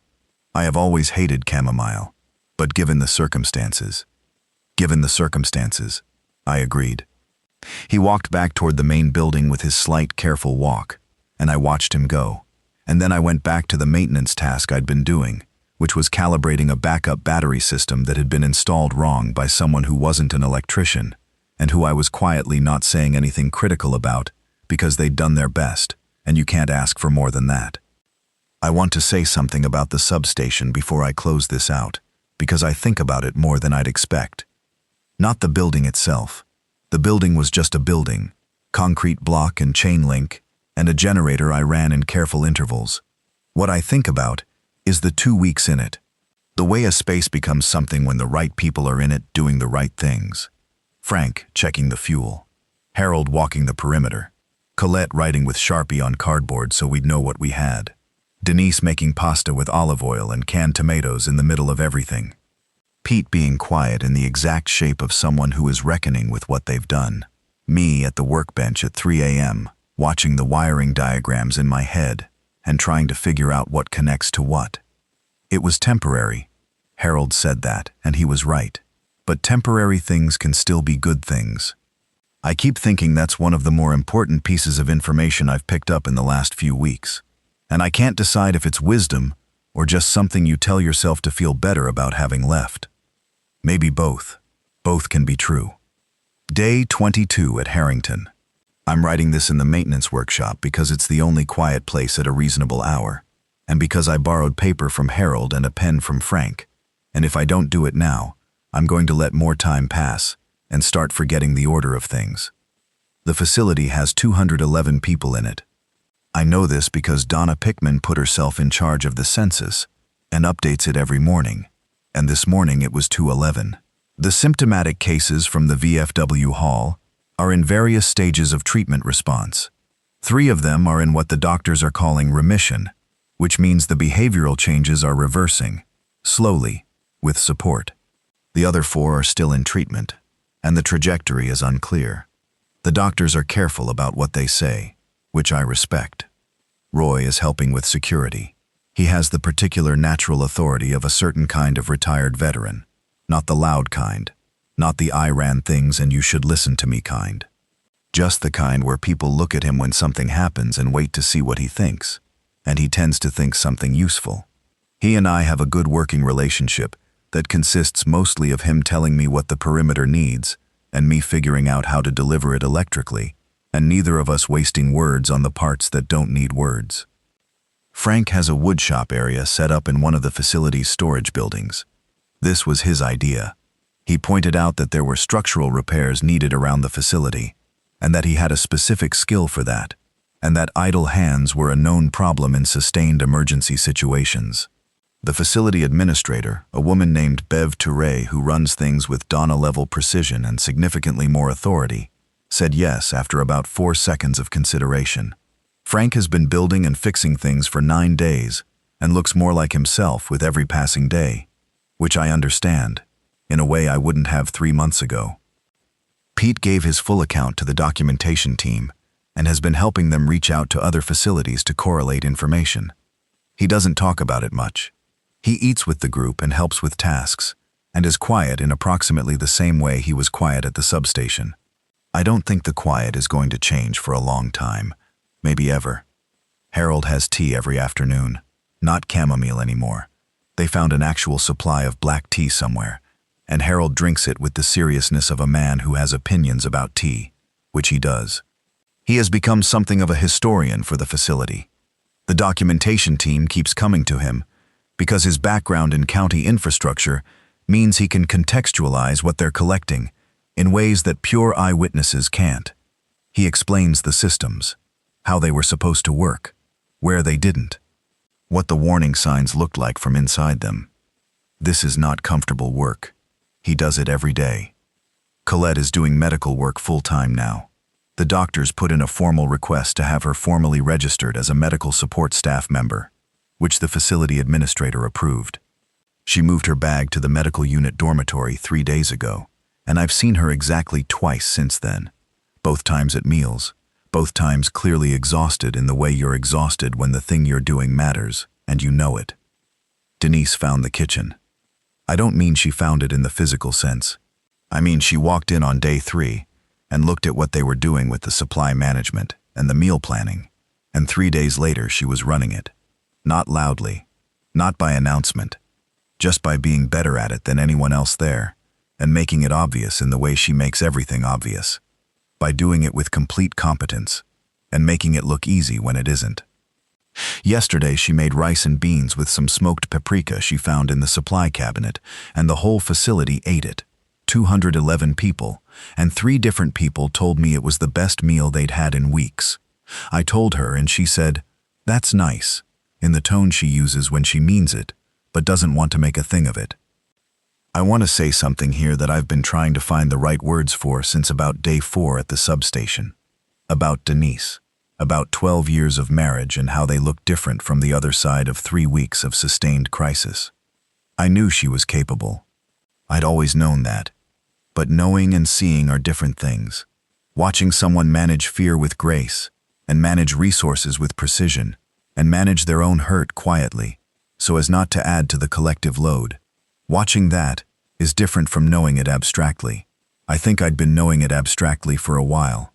Living in the house, working the long days, coming home to the quiet ordinariness of a life that I'd stopped seeing clearly, because I saw it every day. She's the same person she always was. That's the thing. She didn't change in a crisis. She just became more visible to me in one.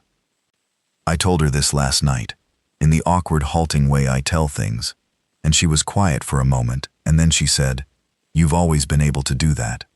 "Do what?" "Make something out of what's there. Whatever's there.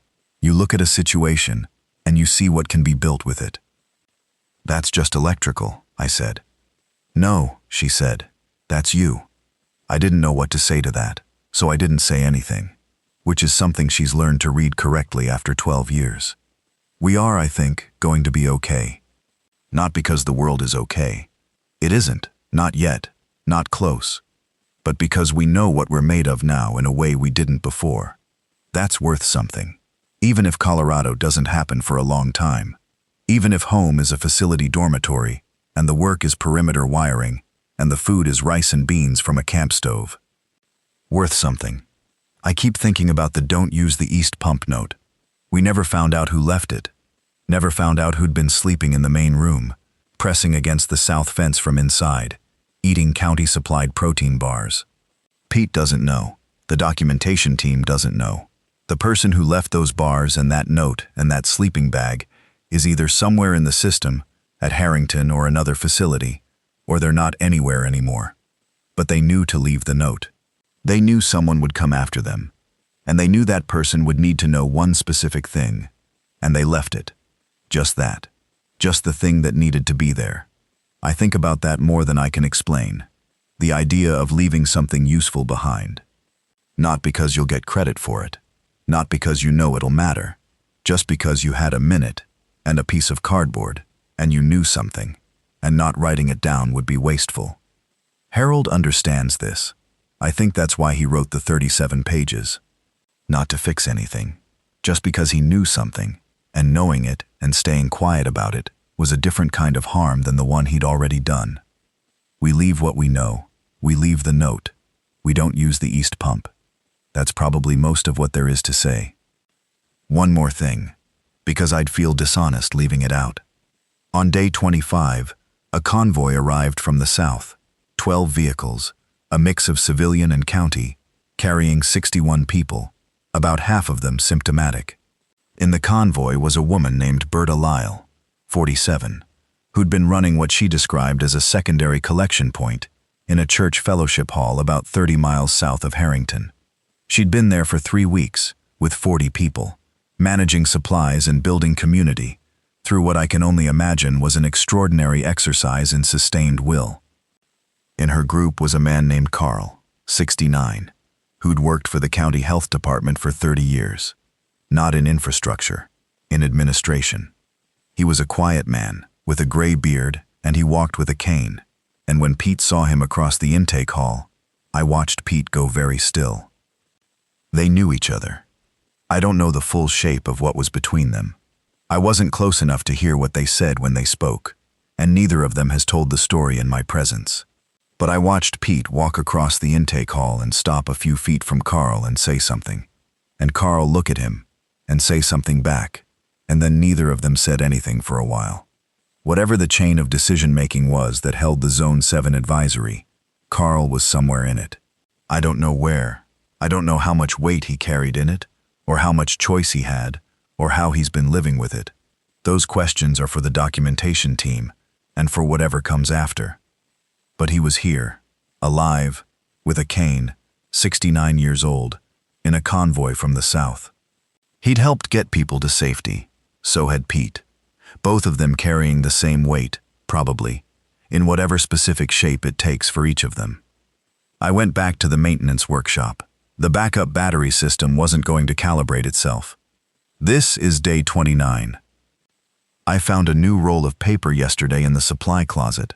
Actual paper, loose leaf, which the facility has been using for documentation, and which I asked Bev if I could have some of, and she gave me a full pad without blinking, because she's running a facility of 200 more expected over the next 2 weeks, and a pad of paper is not a resource she's tracking at this level. So I have paper and I've been writing. And I'm somewhere around the end of what I feel needs to be written. Not because everything is resolved. Nothing is resolved. Not even close. The infected are still out there, and the reconstruction of what happened and why is going to take years, and the people who are symptomatic may or may not fully recover, and the world outside Harrington's fence is not a world I recognize yet. But what I set out to write was the account of what happened from 2 a.m., when Denise shook my arm and pointed at the window, to here. And I think I've written that. What I know, sitting here in the maintenance workshop on day 29. The water, Zone 7. 8 weeks of readings that should have been a public advisory and weren't. 23 houses with yellow triangles painted on the sidewalk in front of them. Harold's phone call, received and deflected. Pete's compliance with an order he has been questioning every day since. Carl's role in whatever decision got made. The recording in the county van, playing on loop to an empty road. There is treatment available for early-stage cases. We are sorry. What I did with my hands, my work van and a reciprocating saw, and a generator, and 12-gauge wire. An imperfect tripwire alarm on a residential front walkway. A substation perimeter gate braced with structural bolts and diagonal tension wire. A sub-panel wired from a portable generator through a conduit pass-through under a door sill. Motion sensors from construction supplies, rigged into a simple alert circuit.